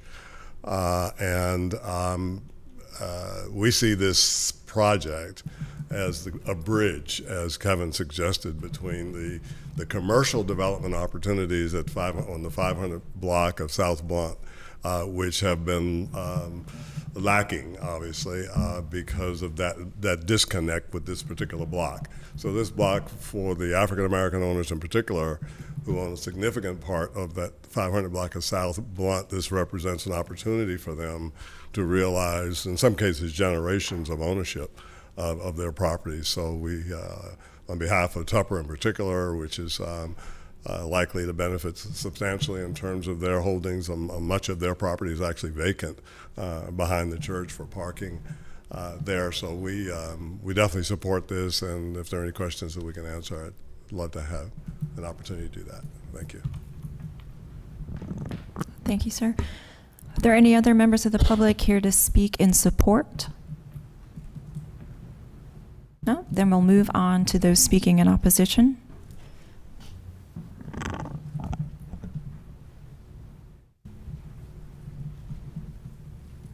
Good afternoon. My name is Carmen Cawthon. I live at 1321 Battery Drive here in Raleigh. I would ask you to take a look at the bigger picture for downtown Raleigh, as opposed to the piecemeal, one at a time rezoning plans that are being brought to you. This proposal is not harmless to what was Black Raleigh. Stronach's Alley was so named because of the William Stronach family, who were white, who owned the land as part of their vast holdings. William Stronach came to America from Ireland as a mason and stonecutter and helped to build the state capitol. He was a businessman and a Confederate veteran. And as you know, for those of you who are familiar with me, the history provides us a direct link to what we're doing in the present and the future. In the reports from the Raleigh Historic District, this last vestige of alleyways in the city of Raleigh have great potential for discovery of Black life. And so we, as I'm saying, me and community members, would love to see some architectural study or archaeological study of that area. And I think it's important, even if the developer isn't willing to pay for it, for the city or the community to come up with funds to do that before construction would start if this rezoning is passed. Stronach's Alley was one of the alleys where there were sheds and room attachments built on the back of homes and businesses for formerly enslaved people to live. This is noted in RHDC's documentation and also in documentation from books that Dr. Wilma Carter at Shaw University wrote, specifically The Negro in the Urban South. And we know from our history that housing was placed where it was convenient for blacks to be able to work. And so that is another reason to have the archaeological studies done. Lack of sewage facilities in these areas, other than into the streets or the alleys, was cause of many health issues in Raleigh for black population. When I ask you to look at the bigger picture, I'm saying that since 2012, the start of the Prince Hall Historic Overlay District, the district has been steadily chipped away at by new businesses and developers who dislike the constraints placed as part of the district. While this property is not inside the district, it borders it on every side. I know that because part of Shaw University's property, that 600 South Blunt Street, was my father's drugstore from 1963 until he retired in 2003 and subsequently sold that to Shaw. And the Daniels Begley Pegues house, the drugstore was built out of the horse stables that was part of that property. So all of this is important to continue to save, even if we are rezoning and building. The height standards for this is much higher than what needs to go into a residential area. And as I've been here today, I have watched since 9 o'clock this morning every rezoning proposal come forward that was not for affordable housing. And when I heard Ms. Miller say that we have an affordable housing crisis and we're not meeting it, this is part of the reason why. And it's up to you to push that forward. Citizens can only carry our concerns so far. We have to depend on the people who are elected and appointed to the city to represent us. And this is another one of those places where conditions, I don't know about community meetings because there's not much residential community in this area. There is empty land. So the 500-foot reach out doesn't really get to the members of the community. It gets to the businesses that own the buildings in this area. So I believe there needs to be a larger reach out to the community to hear, especially for me, what the black community wants to see in this area. Because for so long, it was ignored. And then it was ignored. And then it was ignored. You all have a statement of equity on your website that was written ably by Commissioner Bennett. And today is the anniversary of George Floyd's death. And I would ask you to consider the injustice and the inequities that have taken place in Raleigh and not add to more. Thank you so much. Good afternoon. My name is Octavia Rainey, and I reside at 1516 East Lane Street. I'm here to say to you, it's your past that gets you to your present. It is your present that gets you to your future. I am recommending that there be an in-depth study of this area, going beyond Stronach's Alley. It is important. I am a historian. I have studied the area, and it is very, very important. There is a huge misconception that I always hear from developers. Oh, this is a mixed-use area. You'll be able to do transportation. If we put our cards on the table, and if we be honest, and if we did a Honda data study, you will find out that blacks are not the ones who's buying the property. We need to be clear on that. We need to understand that when we talk about transit, and I get so sick and tired of this, that transit is a 15-minute ride, a 30-minute ride, and an hour ride. As a black person, we aren't on the 15-minute ride. If you look at the Honda data for the area, it proves that blacks will not be on that 15-minute ride. We are on the 30-minute ride, and we're on the hour ride. We are not living in the inner city. We have been forced out, priced out, and shut out, and let's add taxed out. So we can talk about all these plans, but there's a serious tax implication. I think that the study needs to be more in depth than what it is, and I find a flaw in that. I find a flaw. And one thing about the planning staff, they lack the institutional knowledge. They lack that. And that is very disturbing to me when they come with these plans, like this is the first plan. No, it's not. It's not the first plan. There's a lot of planning that need to be done before we move forward with this. It is terrible. I listen to the gentleman's presentation. Well, if you think about it, that's a 500-mile radius. Who are you really reaching out to? It's not me. And because the blacks have truly disappeared years after years after years after years, and they don't come back. When this project is built back, there will be very limited blacks participating in the downtown area, except for Shaw University students. Then that's it. So you have to look at the long run and what do this mean in the long run. And therefore, I'm recommending that you push this back some, and we need to study this project. We need to take a good look at what are the impacts. And, you know, one thing that really bothers me about the city of Raleigh, everything changed, but some things must remain the same. You know, we talk about growth all the time, but we don't talk about what is really important. The legacy. And this does not talk about the legacy. There's something wrong with this picture. So I'm recommending we push this back and we come back with the real study. We have to do a real study here. It is very important.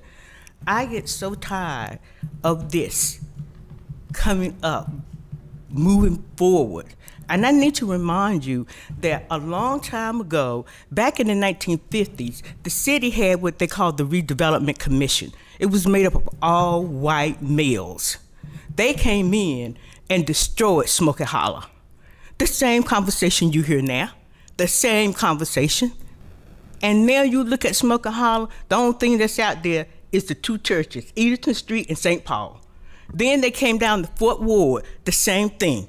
The Raleigh Redevelopment Commission. Go back and read your history. Read your history. It's very important. They had South Side on their agenda, but when they first applied to the feds, South Side, right where they're talking about, was too big. And the feds told them, your area is too big. You need to go back to the table. Then they came up with Fourth Ward. See, it's your history here. It's deep and it's embedded. And we need to know. It is our legacy. Thank you. Thank you, Ms. Rainey. Quickly move on to questions and comments from commissioners. Does anyone have any questions or comments? I have one just real technical question. Does, in terms of Stronach Alley and the frontage, the shopfront frontage, does that apply to the alley, or is that not applicable? It would not apply to the alley. Okay.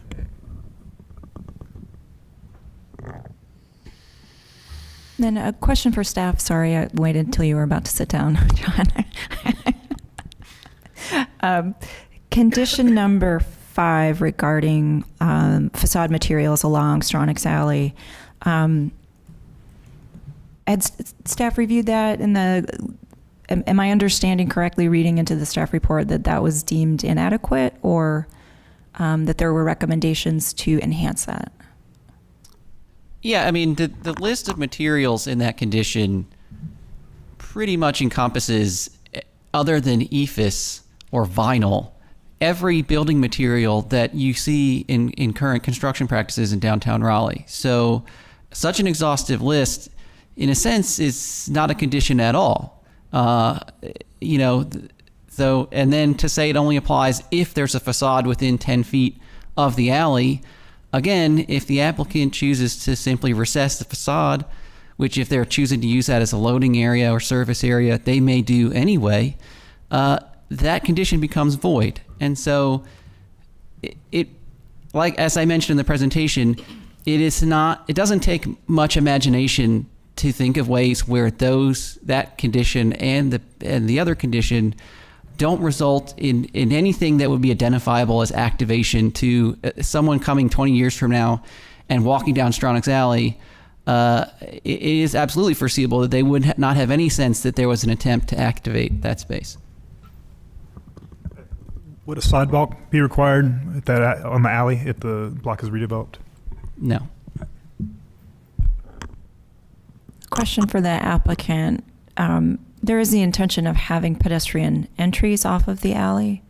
Can you speak to that a little bit more? Yes, I mean, one of the owners see it as a real benefit to have the ability to traverse that block mid-block and not have to walk around the block, and so they will commit and have committed to access to the alley.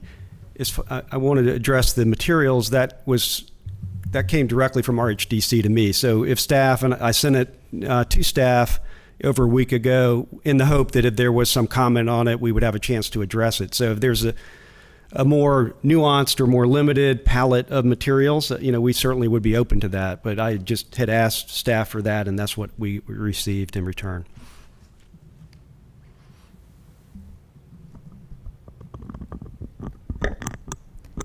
Are there any other questions or comments from commissioners? Commissioner Bennett? Thank you. I have a list here. I'm trying to make sure I get it. Some of them have been addressed already. First, thank you to the speakers in support of and in opposition. I appreciate it.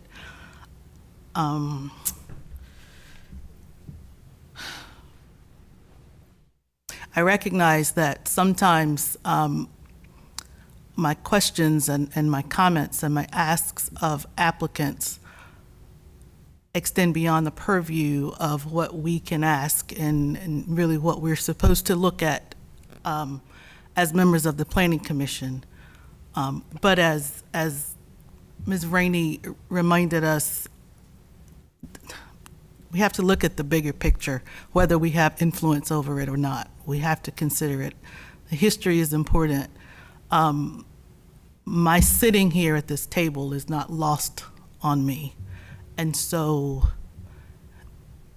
even though I know I frustrate some people, when I make comments outside the purview of the Planning Commission, many times I'm making those comments in recognition of the fact that I'm sitting here and in recognition of the fact that a lot of what was done in Raleigh and what we see in Raleigh today is the result of people who didn't look like me sitting here.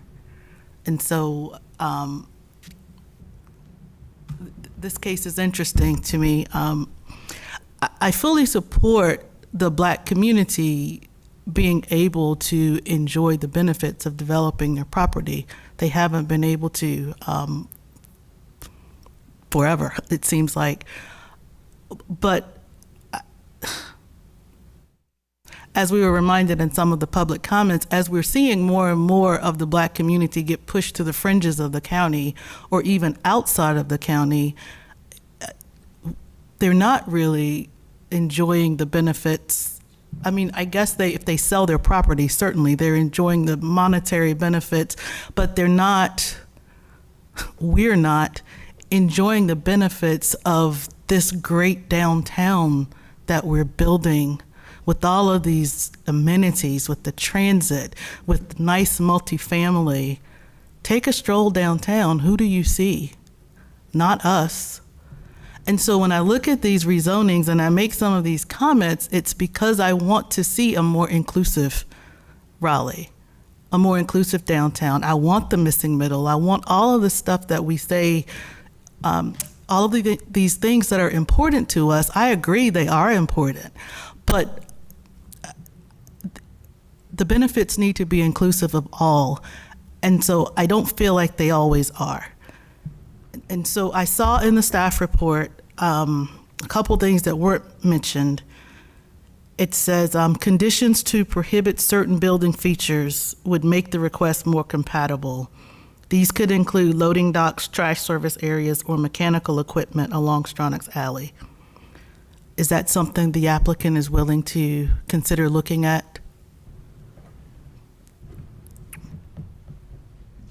Yes, in fact, I mean, there's a little bit of obviously a tension between wanting to ensure that our public streets that most pedestrians will visit, Lenore, Wilmington. In fact, I had comments from the public calling me saying, please do not put the loading on Wilmington Street because, you know, we use Wilmington Street. It's the back door for a lot of downtown.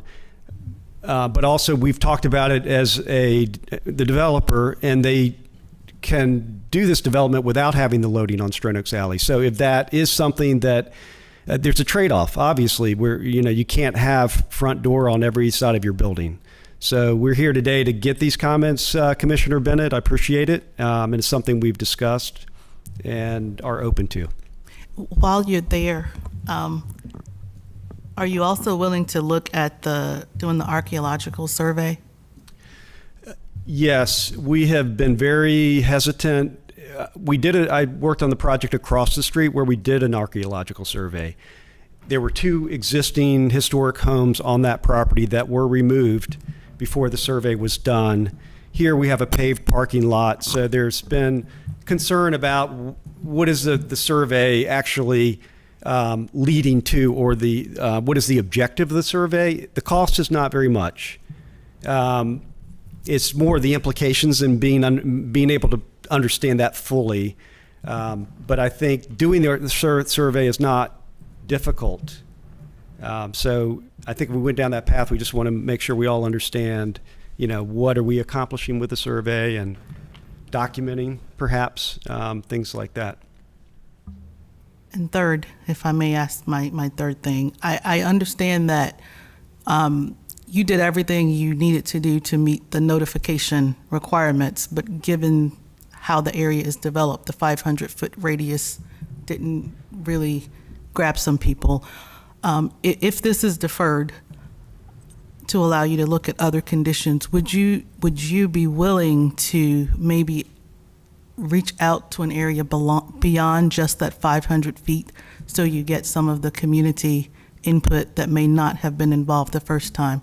I realize that would be voluntary on your part and not something that's required.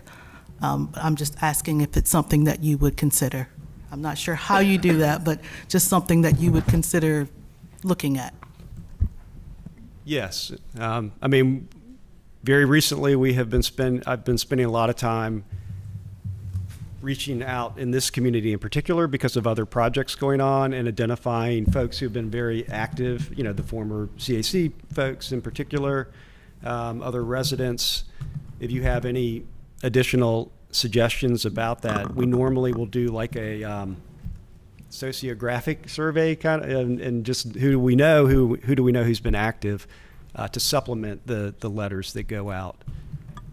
But would certainly be willing to do that. If I may, I might recommend you speak to Ms. Cawthon and Ms. Rainey about who you might reach out to. Yes. Thank you. So unless there are other comments, it does sound like you are going to go back to look at some additional conditions relating to the loading dock and an archaeological survey. Okay. So without objection, I would defer this case to our June 14th meeting, which is now getting very busy. I see your face. It's not unnoted. Okay. Does that give them enough time to do anything? We have a 5th Tuesday, so I think right. I think we might be okay. That is our last discussion item. I'm going to make everybody sit here because I can. Approval of our minutes. The May 10th draft Planning Commission meeting minutes are included in the backup. Has anyone read the meeting minutes, and do they have any edits that they would like to recommend? There was one maybe that was highlighted about our voting structure. So I saw that email as well. I think it was on the Z6721 case. We'll make sure the minutes accurately reflect the vote. Excellent. Okay. With that edit being made, that technical correction, can I get a motion to approve the meeting minutes? Motion to approve the meeting minutes.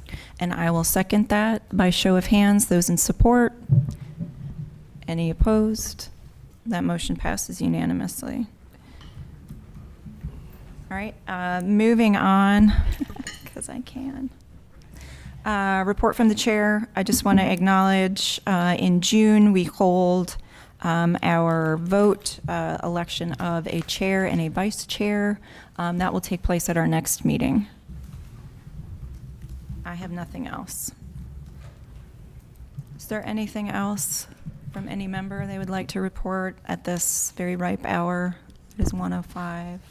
I don't have anything for Strategic Planning Committee on docket, open to recommendations on topics. Excellent, thank you.